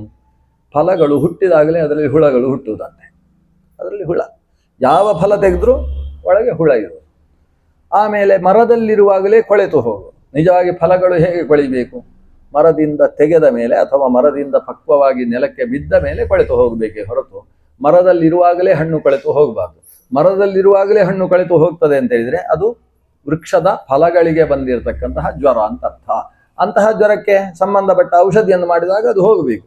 ಹೀಗೆ ವೃಕ್ಷಗಳಿಗೆ ಸಂಬಂಧಪಟ್ಟ ಜ್ವರಗಳು, ಭೂಮಿಗೆ ಸಂಬಂಧಪಟ್ಟ ಜ್ವರ ಅಂತ ಹೇಳಿದರೆ ಅದು ಜೌಗು ಪ್ರದೇಶ ಅಂತ ಕರೆದಿದ್ದಾರೆ. ಭೂಮಿ ಅಲ್ಲಲ್ಲಿ ಮೆತ್ತಗಾಗುವುದು, ಮನೆ ಕಟ್ಟಿದರೆ ಆ ಕಟ್ಟಿದ ಮನೆ ಒಂದು ಕಡೆಯಲ್ಲಿ ಜಗ್ಗುವುದು, ಇದಕ್ಕೆಲ್ಲ ಭೂಮಿಗೆ ಬರತಕ್ಕಂತಹ ಜ್ವರ. ಅಂತಹ ಜ್ವರವುಳ್ಳ ಭೂಮಿಯಲ್ಲಿ ಮನೆ ಕಟ್ಟುವುದಕ್ಕೆ ಹೋಗಬಾರ್ದು, ಅದು ವಾಸ್ತು ಯೋಗ್ಯವೇ ಅಲ್ಲ ಅಂತ ಅದನ್ನು ನಿವೃತ್ತಿ ಮಾಡ್ತಾರೆ. ಅಂತೂ ಭೂಮಿಯ ಜ್ವರ, ನೀರಿನಲ್ಲಿ ಅಲ್ಲಲ್ಲಿ ನೊರೆಗಳು ಕಾಣಿಸಿಕೊಳ್ಳುವುದು, ಇದು ನೀರಿಗೆ ಬರತಕ್ಕಂಥ ಜ್ವರ. ನೀರಿಗೆ ಜ್ವರ ಬಂದ ಹೊತ್ತಿಗೆ ನೀರಿನಲ್ಲಿ ಯಾವುದೇ ಕೆಲಸವನ್ನು ಮಾಡಬಾರ್ದು. ನೀರಿನಲ್ಲಿ ಜಲಕೇಲಿಯನ್ನು ಆಡುವುದನ್ನಾಗಲಿ ಅಥವಾ ನೀರಿಗೆ ಅಣೆಕಟ್ಟು ಮೊದಲಾದದ್ದನ್ನು ಕಟ್ಟುವುದನ್ನಾಗಲಿ ಆವಾಗ ಮಾಡಬಾರದು. ನೀರಿಗೆ ಯಾವಾಗ ಜ್ವರ ಬರ್ತದೆ? ಜ್ವರ ಬರುವುದನ್ನು ಜ್ಯೋತಿಷಾಸ್ತ್ರ ಹೇಳ್ತದೆ. ಈ ನದಿಗೆ ಇಂತಹ ಕಾಲದಲ್ಲಿ ಜ್ವರ ಬರ್ತದೆ. ಹಾಗಾದರೆ ಜ್ವರ ಅನ್ನೋದು ಕೇವಲ ಮನುಷ್ಯರಿಗಲ್ಲದೆ ಪ್ರಾಣಿಗಳಿಗೆ ಅಂತ ಹೇಳಿದರೆ ಶರೀರದ ನರಗಳು ಗಂಟಿಕ್ಕಿಕೊಳ್ಳತಕ್ಕಂಥದ್ದು, ಪಾದಗಳನ್ನು ಎತ್ತಿ ಇಡ್ಲಿಕ್ಕೆ ಆಗದೇ ಇರುವ ಹಾಗೆ ಗಂಟುಗಳಲ್ಲಿ ನೋವು ಕಾಣಿಸಿಕೊಳ್ಳುವಂಥದ್ದು, ಕೆಚ್ಚಲುಗಳಲ್ಲಿ ಹಾಲಿನ ಬದಲು ರಕ್ತ ಸುರಿಯತಕ್ಕಂಥದ್ದು, ಇಂತಹ ರೋಗಗಳು ಪಶುಗಳಿಗೂ ಬರತಕ್ಕಂಥದ್ದಿದ್ದಾವೆ. ಅಲ್ಲದೆ ಶರೀರದಲ್ಲಿ ಗಾಯವಾಗಿ ಅದು ವಾಸಿಯಾಗದೆ ದುರ್ವಾಸನೆ ಬಂದು ಅದರಲ್ಲಿ ಹುಳಹುಪ್ಪಡಿಗಳು ಓಡಾಡತಕ್ಕಂಥದ್ದು, ಇಂತಹ ರೋಗಗಳೆಲ್ಲ ಪಶುಗಳಿಗೆ ಉಂಟಾದಾಗ ಅದಕ್ಕೂ ಸಂಬಂಧಿಸಿದಂತಹ ಶಾಂತಿ ವಿಧಾನವನ್ನು ನಡೆಸಿದಾಗ ಬಿಟ್ಟು ಹೋಗಬೇಕು. ಹೀಗೆ ನಿನಗೇನು ಆಹಾರ ಅಂತ ಹೇಳಿದರೆ ಯಾರ ಮೇಲೆ ನೀನು ಆಕ್ರಮಿಸ್ತಿ ಅದು ನಿನಗೆ ಆಹಾರ, ಆದರೆ ಅದನ್ನೇ ಸಂಪೂರ್ಣ ಆಹರಿಸುವುದಲ್ಲ. ಅದಕ್ಕೆ ಸಂಬಂಧಪಟ್ಟಂತಹ ದೋಷ ನಿವರ್ತಕ ಕರ್ಮಗಳನ್ನು ಅವರು ನಡೆಸಿದಾಗ ಅದನ್ನು ಬಿಟ್ಟು ಹೋಗಬೇಕು. ಹೀಗೆ ಪಕ್ಷಿಗಳಿಗೂ ಏನು ಜ್ವರ ಎಲ್ಲ ಯಾರ್ಯಾರಿಗೆ ಯಾವ್ಯಾವ ಥರದ ಜ್ವರ ಬರ್ತದೆ ಅನ್ನೋದನ್ನೆಲ್ಲ ವಿವರಿಸಿ. ಮನುಷ್ಯನಿಗೆ ಜ್ವರ ಹೇಗೆ? ಶರೀರ ಬಿಸಿ ಆಗುವುದು ಜ್ವರ, ಆದರೆ ಮನುಷ್ಯನ ಜ್ವರ ಬಹಳ ಸುಲಭ. ಅವನ ಶರೀರ ಹೀಗೆ ನೋಡಿ ಬಿಸಿ, ಹೀಗೆ ನೋಡಿದಾಗ ಬಿಸಿ, ಏನು ಬಿಸಿ ಅಂತ, ಬಿಸಿಯಿಂದಲೇ ಜ್ವರ ತೀರ್ಮಾನ ಆಗ್ತದೆ. ಹೀಗೆ ಜ್ವರ ಅದು ಶಾರೀರಿಕವಾದ ಔಷ್ಣ್ಯವನ್ನು ಆಧಿಕ್ಯಗೊಳಿಸುವುದರ ಮೂಲಕ ಶರೀರದಲ್ಲಿರತಕ್ಕಂಥ ಧಾತುಗಳನ್ನು ಸುಡುವ ಕೆಲಸ ಜ್ವರ ಮಾಡ್ತಾನೆ. ಆದರೆ ಅವರಿಗೂ ಶಾಂತಿ ವಿಧಾನಗಳನ್ನು ನಡೆಸಿದಾಗ, ಅದು ಯಾವುದು, ದೈವ ವ್ಯಪಾಶ್ರಯ ಆಗ್ಬೋದು, ಸತ್ವ ವ್ಯಪಾಶ್ರಯ ಆಗ್ಬೋದು, ಅಥವಾ ಚಿಕಿತ್ಸಾ ವ್ಯಪಾಶ್ರಯವೂ ಆಗ್ಬೋದು. ಯಾವುದೇ ರೀತಿಯಾದಂತಹ ಆ ವಿಧಾನವನ್ನು ಅನುಷ್ಠಾನ ಮಾಡಿದಾಗ ಜ್ವರ ನೀನು ಬಿಟ್ಟು ಹೋಗಬೇಕು. ಹೀಗೆ ಜ್ವರ ನೀನು ಪ್ರಪಂಚದಲ್ಲಿ ಬೇಕು. ಯಾಕಂದರೆ ನೀನು ಇಲ್ಲದೆ ಹೋದ ಪಕ್ಷದಲ್ಲಿ ಜನರು ದೇವರನ್ನು ಪೂಜೆ ಮಾಡುವುದಿಲ್ಲ. ಅಂದರೆ ದೇವರ ಪೂಜೆ ಆಗಬೇಕು ಅಂತಾದರೆ ಸ್ವಲ್ಪ ಜ್ವರವೂ ಪ್ರಪಂಚದಲ್ಲಿ ಬೇಕಾಗ್ತದೆ ಅಂತ ಜ್ವರವನ್ನು ಶ್ರೀಕೃಷ್ಣ ಅನುಗ್ರಹಿಸಿದ.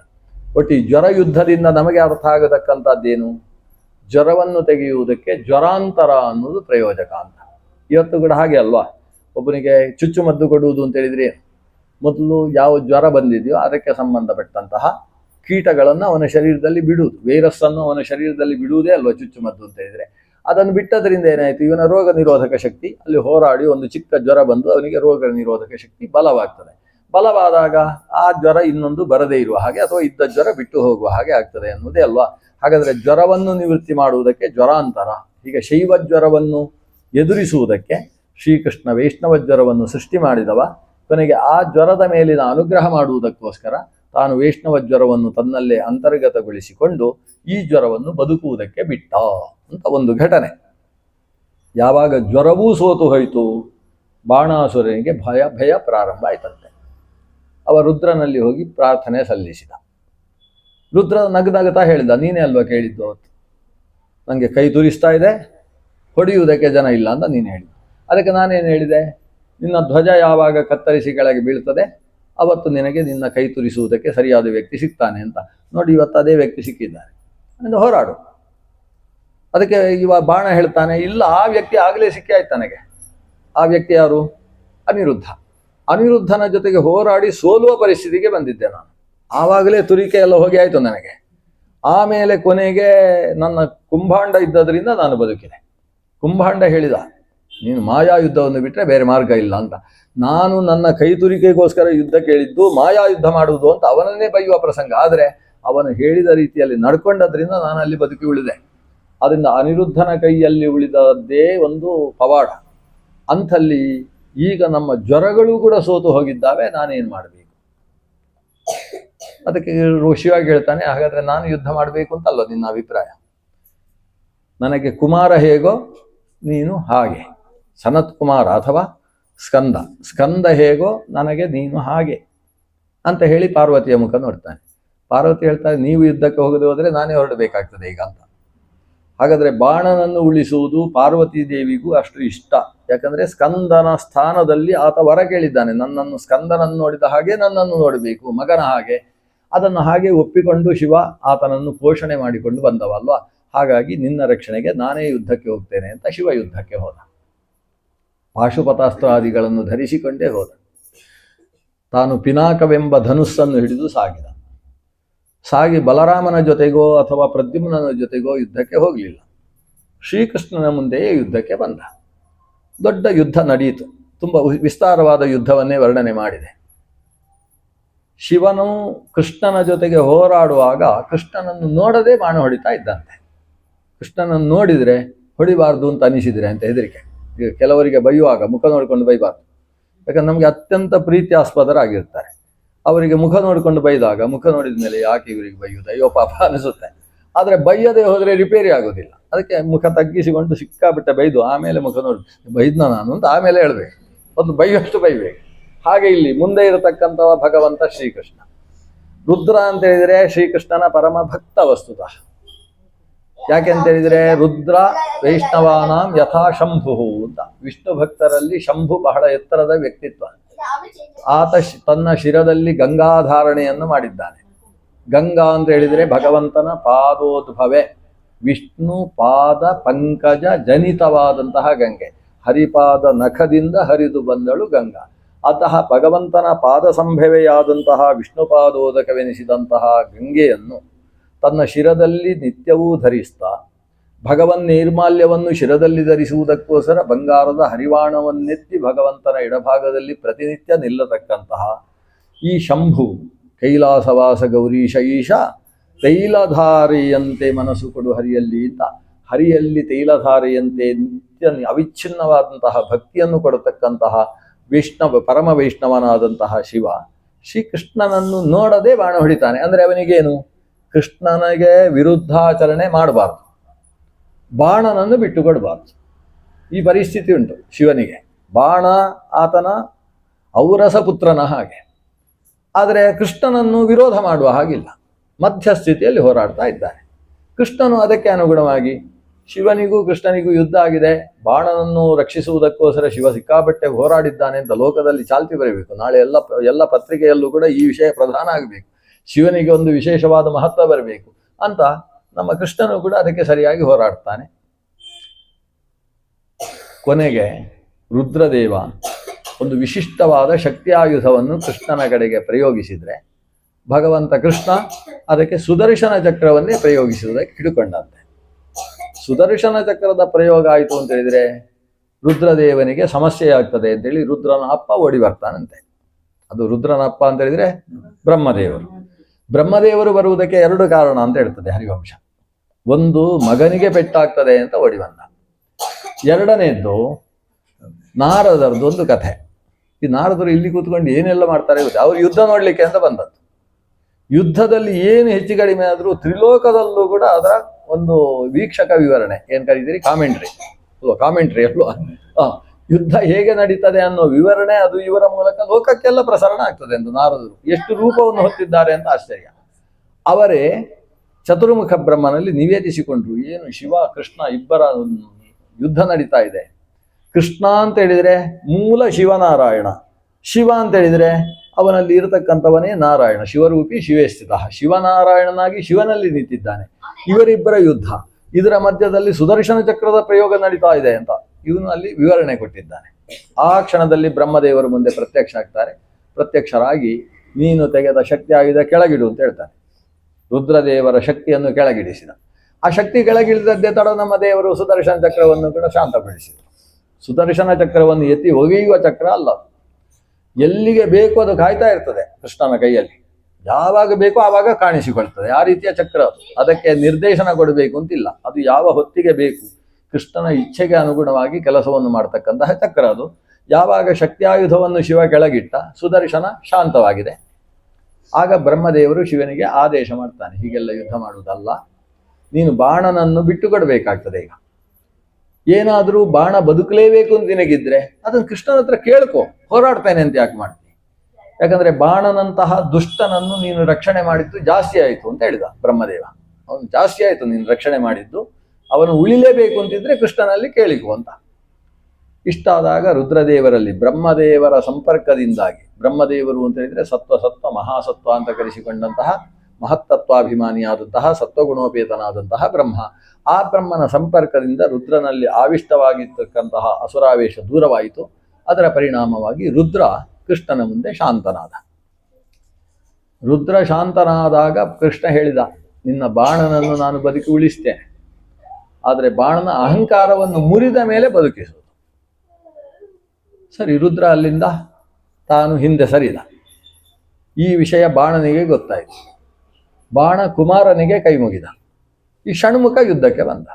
ಕೃಷ್ಣ ಮತ್ತು ಷಣ್ಮುಖನ ಒಂದು ಯುದ್ಧ ನಡೀತದೆ. ಷಣ್ಮುಖನ ಯುದ್ಧದಲ್ಲಿ ಷಣ್ಮುಖ ರುದ್ರನಿಗಿಂತ ಭೀಕರವಾಗಿ ಹೋರಾಡಿದಂತೆ. ಆವಾಗ ಭಗವಂತ ಕೃಷ್ಣ ಸುದರ್ಶನ ಚಕ್ರ ಮುಂದೆ ಬಂತು. ಮುಂದೆ ಬಂದಾಗ ಷಣ್ಮುಖ ಉಳಿಯುವುದಿಲ್ಲ ಅಂತ ಪಾರ್ವತೀ ದೇವಿ ರುದ್ರನ ಹತ್ರ ಹೇಳ್ತಾಳೆ, ಬೇಗ ಹೋಗಿ ರಕ್ಷಿಸಿ, ನಮ್ಮ ಮಗನನ್ನು ರಕ್ಷಿಸಿ. ನೀವು ಬಾಣನನ್ನು ರಕ್ಷಿಸ್ಲಿಕ್ಕೆ ಹೋದವರು ಸ್ಕಂದನನ್ನು ರಕ್ಷಿಸ್ಲಿಕ್ಕೆ ಹೋಗುದಿಲ್ಲ ಅಂತ ಕೊಂಕು ಮಾತೆಲ್ಲ ಹೇಳಿಕ್ಕೆ ಶುರು ಮಾಡಿದ್ರು ಪಾರ್ವತೀ ದೇವಿ. ಅದಕ್ಕೆ ನಾನು ಯುದ್ಧದಿಂದ ನಿವೃತ್ತಿಯಾಗಿ ಆಯಿತು, ಅದರಿಂದ ನಾನು ಜಪ ಮಾಡುವುದೇ ಹೊರತು ಆ ಕಡೆ ಹೊರಡುವುದಿಲ್ಲ ಅಂತ ಹೇಳಿ ಸ್ಥಾಣು ಅಂದರೆ ಕೈ ಹಿಡ್ಕೊಂಡು ಧ್ಯಾನದಲ್ಲಿ ರುದ್ರದೇವ ಕೂತು ಬಿಟ್ಟಿದ್ದಾನೆ. ಆಗ ಪಾರ್ವತೀ ದೇವಿಗೆ ತನ್ನ ಮಗನ ಮೇಲಿನ ವ್ಯಾಮೋಹ ತಡೆಯಲಾಗದೆ ತಾನೇ ರಣರಂಗಕ್ಕೆ ತನ್ನ ಒಂದು ರೂಪವನ್ನು ಸೃಷ್ಟಿ ಮಾಡಿ ಕಳಿಸ್ತಾಳೆ. ಕೋಕವೀ ದೇವಿ ಅಂತ ಹೆಸರು, ಅದಕ್ಕೆ ಹೆಸರುಗಳೆಲ್ಲ ಇದ್ದಾವೆ. ಕೋಕವೀ ದೇವಿ ಶರೀರದಲ್ಲಿ ವಿವಸ್ತ್ರಳಾಗಿ ಒಂದು ರೂಪ, ಒಂದು ಭೂತದ ರೂಪ, ಅದು ಈ ಷಣ್ಮುಖನ ಮುಂಭಾಗದಲ್ಲಿ ಕಾಣಿಸಿಕೊಂಡಿತು.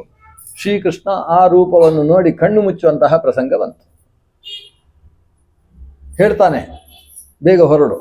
ನನ್ನ ಜೊತೆಗೆ ಹೋರಾಡ್ತಕ್ಕಂತಹ ವ್ಯಕ್ತಿಗಳಿಗೆ ಅಡ್ಡ ಬಂದು ಅದನ್ನು ರಕ್ಷಣೆ ಮಾಡುವ ಕೆಲಸ ನೀನು ಮಾಡಬಾರ್ದು. ನಿನಗೆ ಅಷ್ಟು ಪುತ್ರ ವ್ಯಾಮೋಹ ಇತ್ತು ಅಂತ ಹೇಳಿದರೆ ಅವನನ್ನು ಯುದ್ಧದಿಂದ ನಿವೃತ್ತಿ ಮಾಡಿಸು ಅಂತ. ಆದರೆ ಎದುರುಗಡೆ ತನ್ನ ತಾಯಿಯೇ ಬಂದು ನಿಂತದ್ದನ್ನು ನೋಡಿದಂತಹ ಸ್ಕಂದ ತಾನು ಯುದ್ಧದಿಂದ ನಿವೃತ್ತನಾದ. ಅಂತೂ ಸ್ಕಂದನೂ ಯುದ್ಧದಿಂದ ನಿವೃತ್ತನಾದ ಅಂತ ಬಾಣನಿಗೆ ಸುದ್ದಿ ಬಂತು. ಇನ್ನು ಉಳಿದದ್ದು ಬಾಣನೇ ಸಾಕ್ಷಾತ್ತಾಗಿ ಯುದ್ಧಕ್ಕೆ ಬರಬೇಕು.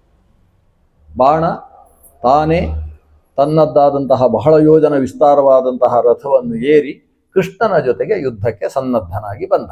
ಈಗ ಆತನ ಮೈ ನಡುಕ ಪ್ರಾರಂಭವಾಗಿದೆ. ಯಾಕಂದರೆ ತನ್ನ ರಕ್ಷಣೆಗೆ ಅಂತಿರತಕ್ಕಂತಹ ಎಲ್ಲರೂ ಕೂಡ ಯುದ್ಧದಿಂದ ಹಿಂದೆ ಸರಿದು ನಿಂತಿದ್ದಾರೆ. ಈಗ ನಾನೇ ಯುದ್ಧ ಮಾಡಬೇಕಾದ ಪ್ರಸಂಗ ಬಂದಿದೆ.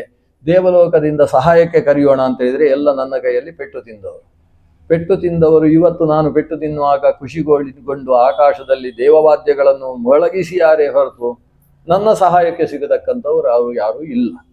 ಆಸುರಿ ಶಕ್ತಿಗಳನ್ನೆಲ್ಲ ಒಟ್ಟು ಸೇರಿಸೋಣ ಅಂತ ಹೇಳಿದರೆ ನನಗೆ ಸಂಬಂಧಿಸಿದ ಹಾಗೆ ನಾನು ಯಾರನ್ನೂ ಗೆಳೆಯರನ್ನಾಗಿ ಮಾಡಿಕೊಂಡವ ಅಲ್ಲ. ಆದ್ದರಿಂದ ಕೇವಲ ನಾವು ಅಸುರರು ಅವರು ಅಸುರರು ಅಂತ ಜಾತಿ ಸಂಬಂಧದಿಂದಾಗಿ ಅವರು ನನಗೆ ಸಹಾಯ ಮಾಡಿ ಯಾರು ಅಂತ ಆಲೋಚನೆ ಮಾಡೋಣ ಅಂದರೆ ಕೃಷ್ಣ ಅನ್ನೋ ಹೆಸರು ಹೇಳಿದಾಗಲೇ ಬೆವತು ಬೀಳತಕ್ಕಂಥವರು ಪ್ರತಿಯೊಬ್ಬರು ಇದ್ದಾರೆ. ಅಸುರ ಸಮುದಾಯದ ಪ್ರತಿಯೊಬ್ಬ ವ್ಯಕ್ತಿಯೂ ಕೂಡ ನಾನೊಬ್ಬನೇ ಇವನನ್ನು ಎದುರಿಸುವುದಕ್ಕೆ ಸಮರ್ಥ, ನನ್ನ ಸಾಮರ್ಥ್ಯವನ್ನು ತೋರಿಸುವ ಕೊನೆಯ ಕಾಲ ಅಂತ ತೀರ್ಮಾನಿಸಿ ರುದ್ರನಿಗೂ ಪಾರ್ವತಿಗೂ ದೀರ್ಘದಂಡ ನಮಸ್ಕಾರ ಮಾಡಿ ಅಲ್ಲಿದ್ದಂತಹ ಬ್ರಾಹ್ಮಣ ಸಮುದಾಯಕ್ಕೆಲ್ಲ ವಿಶಿಷ್ಟವಾದ ದಕ್ಷಿಣೆಗಳನ್ನು ತನ್ನ ಶರೀರದಲ್ಲಿದ್ದ ಆಭರಣಗಳನ್ನು ಕೂಡ ಕೊಟ್ಟು ಅವರು ಹೇಳಿದಂತಹ ವೇದದ ಮಂತ್ರದ ಆಶೀರ್ವಾದದ ಮಂತ್ರಾಕ್ಷತೆಯನ್ನು ತಲೆಯಲ್ಲಿ ಧರಿಸಿ ಆ ಮಂತ್ರಗಳ ಕವಚವನ್ನು ಧಾರಣೆ ಮಾಡಿಕೊಂಡು ಕೃಷ್ಣನ ಜೊತೆಗೆ ಯುದ್ಧಕ್ಕೆ ಬಂದ. ಕೃಷ್ಣ ಬಾಣನೇ ಬಂದಿದ್ದಾನೆ ಅಂತ ಪಕ್ಕದಲ್ಲಿದ್ದ ಬಲರಾಮನನ್ನು ಎಚ್ಚರಿಸಿದ. ನೋಡು, ನಿನಗಿರುವುದು ಎಷ್ಟು ಕೈ? 2 ಕೈ. ಅವನಿಗೆ ನೋಡು ಅಂತ ತೋರಿಸೋದು, ಬಾಣನನ್ನು ಪರಿಚಯ ಮಾಡಿಸಿಕೊಳ್ಳುವುದು ಬಲರಾಮನಿಗೆ. ನೋಡು 1000 ಕೈಗಳು. ಆ 1000 ಕೈಗಳಲ್ಲಿರತಕ್ಕಂಥ ಆಯುಧಗಳ ಹೆಸರನ್ನೆಲ್ಲ ನೋಡ್ಕೊ ಒಂದ್ಸಲ. ನಾವು ಯಾವುದನ್ನು ದ್ವಾರಕೆಯಲ್ಲಿ ಇಲ್ಲಿಯ ತನಕ ಬಳಸಲಿಲ್ಲವೋ ಅಂತಹ ನಾನಾ ಪ್ರಕಾರಕವಾದ ನಾನಾ ವೈಶಿಷ್ಟ್ಯಗಳನ್ನು ಹೊಂದಿದಂತಹ ಯಾವುದೇ ರೀತಿಯ ಯಂತ್ರವನ್ನು ಬಳಸದೆ ತಾನೇ ತಾನಾಗಿ ತನ್ನ ಕೆಲಸವನ್ನು ಮಾಡತಕ್ಕಂತಹ ಚಾಲನೆಗೊಳ್ಳತಕ್ಕಂತಹ ಆಯುಧಗಳನ್ನೆಲ್ಲ ಕೈಯಲ್ಲಿ ಧರಿಸಿದ್ದಾನೆ. ನಮ್ಮದೊಂದು ಸುದರ್ಶನ ಚಕ್ರ ಇರ್ಬೋದು, ನಾವು ತಿರುಗಿಸದೆ ಹೋದರೂ ಅದು ತಿರುಗ್ತಾನೇ ಇರ್ತದೆ. ಆದರೆ ಇನ್ನೊಬ್ಬ ಸುದರ್ಶನ ಚಕ್ರ ಕೈಯಲ್ಲಿ ಇಟ್ಕೊಂಡು ತಿರುಗಿಸಬೇಕು ಅಂದರೆ ಅದಕ್ಕೊಂದು ಬ್ಯಾಟ್ರಿ ಇಡಬೇಕಾಗ್ತದೆ, ತಿರುಗಬೇಕು. ಗಣಪತಿಯ ಕೈಯಲ್ಲಿ ಚಕ್ರ ತೊಗೊಟ್ಟು ತಿರುಗಿಸಬೇಕಾದ್ರೆ ಒಂದು ಬ್ಯಾಟ್ರಿ ಕೆಳಗೆ ಇಟ್ಟಿರ್ತಾರೆ. ಆದರೆ ಇವನದ್ದು ಹಾಗಲ್ಲ. ಇವನ ಕೈಯಲ್ಲಿ ಧರಿಸಿದ ಆಯುಧಗಳು ಆತ ಅದನ್ನು ಬಳಸದೇ ಹೋದರೂ ಅದು ಹೇಗೆ ಬಳಸಬೇಕೋ ಹಾಗೆ ತಮ್ಮನ್ನು ತಾವು ಬಳಸಿಕೊಳ್ಳತಕ್ಕಂತಹ ಅದ್ಭುತ ಶಕ್ತಿಯುಳ್ಳ ಆಯುಧಗಳನ್ನು ಧಾರಣೆ ಮಾಡಿರತಕ್ಕಂತಹ ಅದ್ಭುತ ಶಿವಭಕ್ತ. ಶಿವಭಕ್ತ ಮಾತ್ರ ಅಲ್ಲ ಅಂತ ಹೇಳ್ತಾನೆ ಬಲರಾಮ, ವಿಷ್ಣು ಭಕ್ತನೂ ಹೌದು. ಆದರೆ ಆತನಲ್ಲಿ ಒಂದು ಬಾಣ ಅಂತಕ್ಕಂತಹ ಅಸುರದ ಆವೇಶ ಇದೆ, ಅಸುರ ಶಕ್ತಿಯ ಆವೇಶ ಇದೆ. ಆ ಅಸುರ ಶಕ್ತಿಯನ್ನು ಕೊಲ್ಲುವಂತಹದ್ದು ನಮ್ಮ ಕೆಲಸ.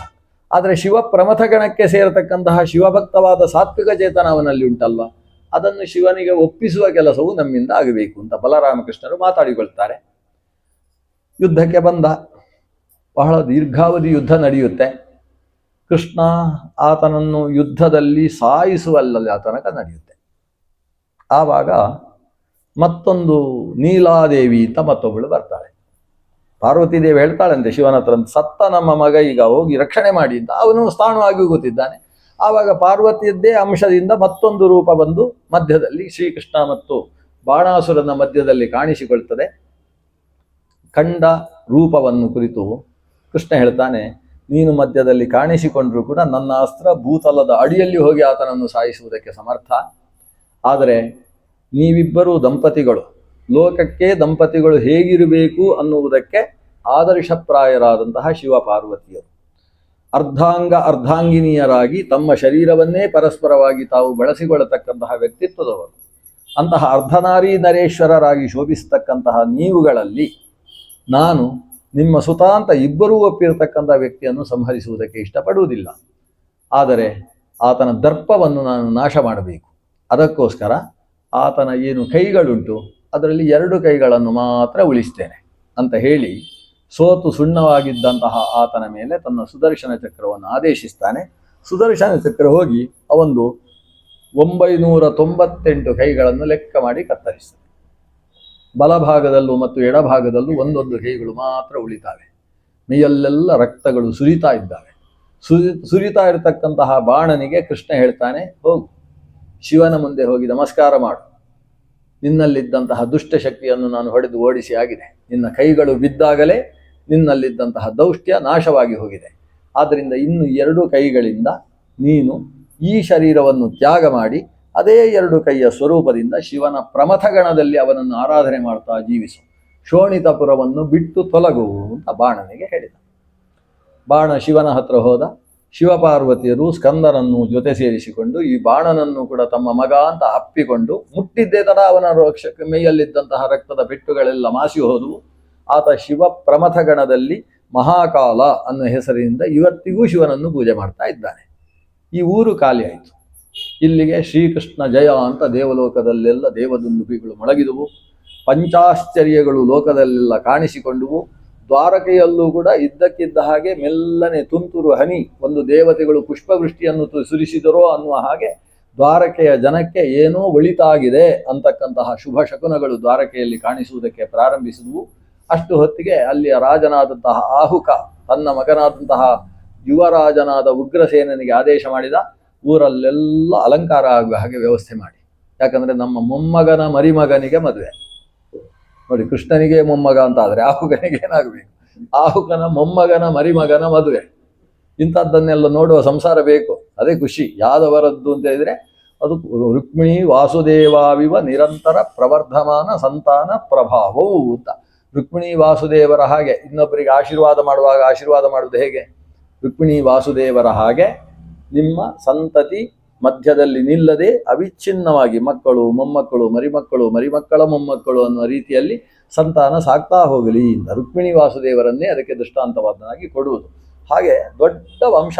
ಒಂದು ತನ್ನ ಪ್ರಪೌತ್ರ ಹುಟ್ಟಿದಾಗ ಬಂಗಾರದ ದೀಪದಿಂದ ಮುಖದರ್ಶನ ಮಾಡಬೇಕು ಅಂತ ಉಂಟು. ಅದಕ್ಕೆ ಪ್ರಪೌತ್ರ ಮುಖದರ್ಶನ ಶಾಂತಿ ವಿಧಾನ ಅಂತಲೇ ಧರ್ಮಶಾಸ್ತ್ರದಲ್ಲೂ ಪೌರೋಹಿತ್ಯ ವಿಭಾಗದಲ್ಲೂ ಪ್ರಯೋಗಶಾಸ್ತ್ರದಲ್ಲಿ ಪ್ರಸಿದ್ಧವಾದದ್ದು. ಯಾಕಂದ್ರೆ ಮರಿಮಗ ಹುಟ್ಟಿದ ಅಂತಾದರೆ, ಪ್ರಪೌತ್ರ ಅಂದ್ರೆ ಮೊಮ್ಮಗನ ಮಗ ಹುಟ್ಟಿದ ಅಂತಾದರೆ ಅವನು ಪಿಂಡ ಪ್ರದಾನ ಮಾಡತಕ್ಕಂಥ ವ್ಯಕ್ತಿಗಳು ಕಣ್ಣಿಗೆ ಕಾಣಿಸುವ ಹಾಗಿದ್ದಾರೆ ಅಂತ ಅರ್ಥ. ಅಂದ್ರೆ ಈತ ಯಾವ ವ್ಯಕ್ತಿ ಆ ಪಿಂಡ ಪ್ರದಾನದಿಂದ ಹೊರಗೆ ಹೋಗತಕ್ಕಂಥ ವ್ಯಕ್ತಿ ಇದ್ದಾನೋ ಅಂತಹ ವ್ಯಕ್ತಿ ಆ ಮರಿಮಗನ ಮುಖವನ್ನು ಬಂಗಾರದ ದೀಪ ಇಟ್ಟು ನೋಡಿ ಆ ಬಂಗಾರದ ದೀಪವನ್ನು ಬ್ರಾಹ್ಮಣರಿಗೆ ದಾನ ಕೊಡಬೇಕು ಅಂತ ಇದೊಂದು ಕ್ರಮ ಇದೆ. ಆ ರೀತಿ ನಮ್ಮಲ್ಲಿ ವಂಶ ಕಣ್ಣಿಗೆ ಕಾಣಿಸುವ ಹಾಗೆ ತುಂಬ ವಿಸ್ತಾರವಾಗಿ ಬೆಳೆದಾಗ ಅದು ಸಂಭ್ರಮದ ವಿಷಯ ಅಂತ ನಾವು ಅನುಭವಿಸುವುದು. ಯಾಕೆ ಅಂತ ಹೇಳಿದ್ರೆ ನಮ್ಮ ಧರ್ಮ ನಮ್ಮ ಮಕ್ಕಳ ಮೂಲಕ ನೆಲೆಗೊಂಡು ಮುಂದುವರಿಯುತ್ತದೆ. ಅವರು ಮಾಡತಕ್ಕಂತಹ ಧರ್ಮಾಚರಣೆ ನಾವು ಶರೀರ ತ್ಯಾಗ ಮಾಡಿದ ಪಾರತ್ರಿಕ ಸ್ಥಿತಿಯಲ್ಲೂ ಕೂಡ ನಮ್ಮನ್ನು ಉದ್ಧರಿಸುವುದಕ್ಕೆ ಹೇತುವಾಗ್ತದೆ.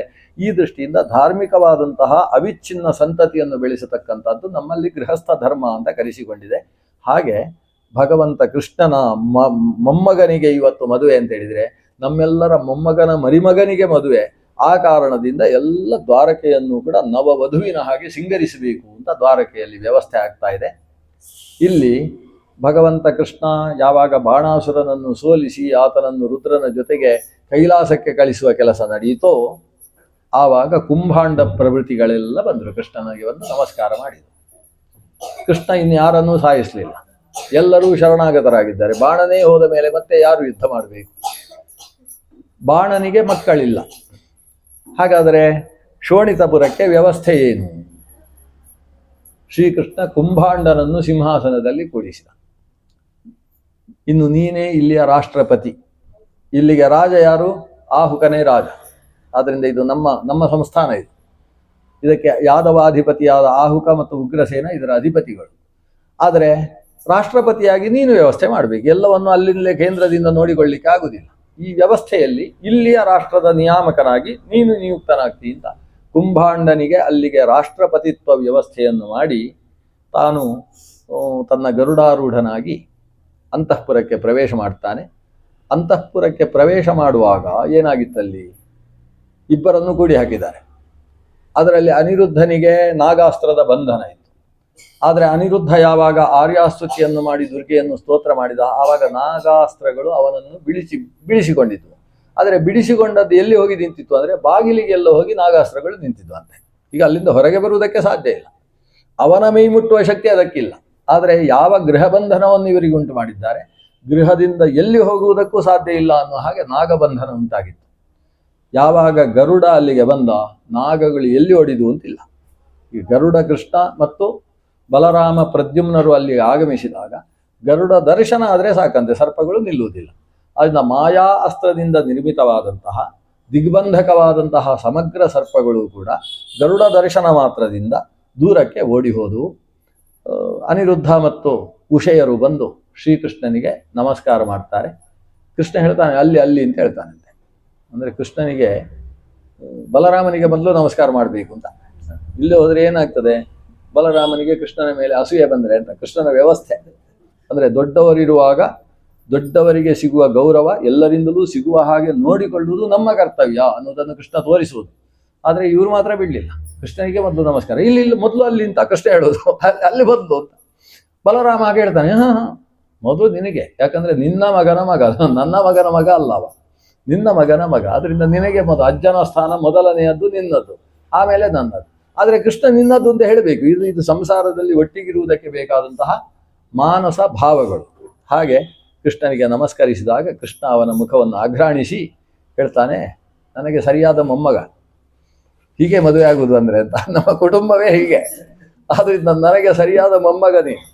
ಯಾಕಂದರೆ ಬಾಣಾಸುರನಂತಹ ಮಹಾಶಕ್ತಿಶಾಲಿಯನ್ನು ಕೂಡ ಒಂದು ಬಾರಿ ನಾನು ಸತ್ತೆ ಅಂತ ಅನ್ನಿಸುವ ಹಾಗೆ ಪೆಟ್ಟು ಗಟ್ಟಿ ಅಲ್ವಾ, ಅಸಾಧಾರಣ ಶಕ್ತಿ ನಿನ್ನದು. ಅವನ ಮಾಯಾಯುದ್ಧವಲ್ಲದೆ ಹೋದರೆ ನೀನು ಅವನಿಗೆ ಸೆರೆ ಸಿಕ್ಕುವವ ಅಲ್ಲ. ಆದ್ರಿಂದ ಶ್ರೀಕೃಷ್ಣನ ಮೊಮ್ಮಗ ಏನು ಅಂತ ನೀನು ಅಭಿವ್ಯಕ್ತಿಗೊಳಿಸುವುದರ ಮೂಲಕ ನಮ್ಮ ಕುಲದ ಮರ್ಯಾದೆಯನ್ನು ಉಳಿಸಿದಂತಹ ಮಗ. ಉಷೆಯ ತಲೆನೇವರಿಸಿ ಸರಿಯಾದ ವ್ಯಕ್ತಿಯನ್ನು ಆರಿಸಿಕೊಂಡಿದ್ದಿ. ಆ ಪಾರ್ವತಿ ಪರಮೇಶ್ವರರಿಗೆ ನಮಸ್ಕಾರ ಮಾಡಿ ಅಂತ ಹೇಳಿ ಅವರಲ್ಲಿ ಪೂಜೆ ಮಾಡ್ತಾ ಇದ್ದಂತಹ ಪ್ರತಿಮೆಯ ಮೂಲಕ ಅದಕ್ಕೆ ಶಿವಪಾರ್ವತಿಯರಿಗೆ ನಮಸ್ಕಾರ ಮಾಡಿಸಿ ಅವರನ್ನೂ ತಮ್ಮ ಆ ದೊಡ್ಡ ವಾಹನದಲ್ಲಿ, ಎಷ್ಟು ಜನರನ್ನು ಬೇಕಾದರೂ ಕೂಡಿಸಿಕೊಳ್ಳುವ ವಾಹನ ಅದು, ಆ ವಾಹನದಲ್ಲಿ ಕೂಡಿಸಿಕೊಂಡ. ಅಷ್ಟೊತ್ತಿಗೆ ಚಿತ್ರಲೇಖಾ ಪ್ರಭೃತಿಗಳು ಬರ್ತಾರೆ, ನಾವು ಕೂಡ ಬರ್ತೇವೆ ಅಂತ. ಕೃಷ್ಣ ಹೇಳಿದ, ಚಿತ್ರಲೇಖೆ ನಿಂಗೆ ಮದುವೆ ಆಗಲಿಲ್ವಾ ಅಂತ ಕೇಳಿದ. ನಾನು ಉಷೆಗೆ ಮದುವೆ ಆಗದೆ ಮದುವೆ ಆಗುವುದಿಲ್ಲ ಅಂತ ಕೂತದ್ದು ಅಂತ ಚಿತ್ರಲೇಖೆ ಹೇಳ್ತಾಳೆ. ನೀನು ಬಾ ಅಂತ ಕರ್ಕೊಂಡು ಹೋಗಿ ಸಾಮಾನ್ಯಗೆ ಮದುವೆ ಮಾಡ್ತಾನೆ. ಚಿತ್ರಲೇಖೆಯನ್ನು ಕರ್ಕೊಂಡು ಹೋಗ್ತಾರೆ. ನನಗೆ ಬೇಕಾದಷ್ಟು ಮಕ್ಕಳಿದ್ದಾರೆ, ಎಷ್ಟು ಹೆಂಗಸರು ಬಂದರೂ ಮದುವೆಗೆ ನಮ್ಮಲ್ಲಿ ವ್ಯವಸ್ಥೆ ಇದೆ ಅಂತ ಹೇಳಿ ಇಲ್ಲಿಂದ ಬಹಳಷ್ಟು ಹುಡುಗಿಯರು ಬಂದ್ರಂತೆ. ಕುಂಭಾಂಡನಿಗೆ ಸಂಬಂಧಪಟ್ಟಂತಹ ಸುಮಾರು 1000 ಹುಡುಗಿಯರು. ಅವರನ್ನೆಲ್ಲ ತನ್ನ ದೊಡ್ಡದಾದ ಗರುಡನ ಆಸನದಲ್ಲಿ, ಗರುಡ ಅಲ್ಲಲ್ಲಿ ಅವನ ರೆಕ್ಕೆಗಳೇ ಕುರ್ಚಿಯ ಹಾಗೆ ವ್ಯವಸ್ಥೆ ಆಗ್ತದೆ. ಯಾವ ರೀತಿ ಆಸನ ಬೇಕೋ ಅಂತ ಆಸನದ ವ್ಯವಸ್ಥೆಯನ್ನು ಗರುಡ ಮಾಡಿದ್ದಾನೆ. ಅದರಲ್ಲಿ ಎಲ್ಲರನ್ನೂ ಕೂಡಿಸಿಕೊಂಡು ಅಲಂಕೃತವಾದಂತಹ ದ್ವಾರಕಾಪಟ್ಟಣಕ್ಕೆ ಶ್ರೀಕೃಷ್ಣನನ್ನು ಗರುಡ ಹೊತ್ತು ತಂದಿದ್ದಾನೆ. ದ್ವಾರಕೆಯಲ್ಲಿ ದೊಡ್ಡ ಉತ್ಸವ. ದ್ವಾರಕಾಯಾಮ್ ಅಭೂದ್ ರಾಜನ್ ಮಹಾನ್ ಮೋದಹ ಪುರೌಕಸಾಂ. ಊರಿನ ಜನಕ್ಕೆ ಭಾರಿ ಸಂತೋಷ. ನಮ್ಮ ಮೊಮ್ಮಗ ಎಲ್ಲಿ ಕಳೆದು ಹೋಗಿದ್ದಾನೆ ಅಂತ ನಾವೆಲ್ಲ ಆಲೋಚನೆ ಮಾಡ್ತಾ ಇದ್ರೆ, ಬಾಣನಂತಹ ಮಹಾಶಕ್ತಿಶಾಲಿ ವ್ಯಕ್ತಿಯ ಮಗಳನ್ನೇ ಪತ್ನಿಯನ್ನಾಗಿ ಪಡೆದು ಬಂದಿದ್ದಾನೆ. ಅದು ಕೂಡ ಅಲ್ಲಿ ಸೋಲಿಸಿ ಕೃಷ್ಣನ ಮೂಲಕ ಇವತ್ತು ಬಂದಿದ್ದಾನೆ. ಕೃಷ್ಣ ಒಪ್ಪಿದ ಸೊಸೆ ನಮ್ಮ ಊರಿಗೆ ಬಂದಿದ್ದಾಳೆ ಅಂತ ಎಲ್ಲರಿಗೂ ಭಾರಿ ಆನಂದ, ದೊಡ್ಡ ಸಂಭ್ರಮದ ಉಷಾ ಸ್ವಯಂವರ ಅಲ್ಲ, ಉಷಾ ಕಲ್ಯಾಣ. ಅನಿರುದ್ಧ ಉಷಾ ಕಲ್ಯಾಣ ಮಹೋತ್ಸವ ಆ ಊರಿನಲ್ಲಿ ಜರುಗಿತು ಅನ್ನುವ ಪುಣ್ಯ ಕಥೆಯ ಜೊತೆಗೆ ಇವತ್ತಿನ ಅನುಸಂಧಾನವನ್ನು ಭಗವಂತನಲ್ಲಿ ಸಮರ್ಪಣೆ ಮಾಡೋಣ. ಇನ್ನು ನಾಳೆ ಒಂದು ದಿವಸ ಹರಿವಂಶದಲ್ಲಿ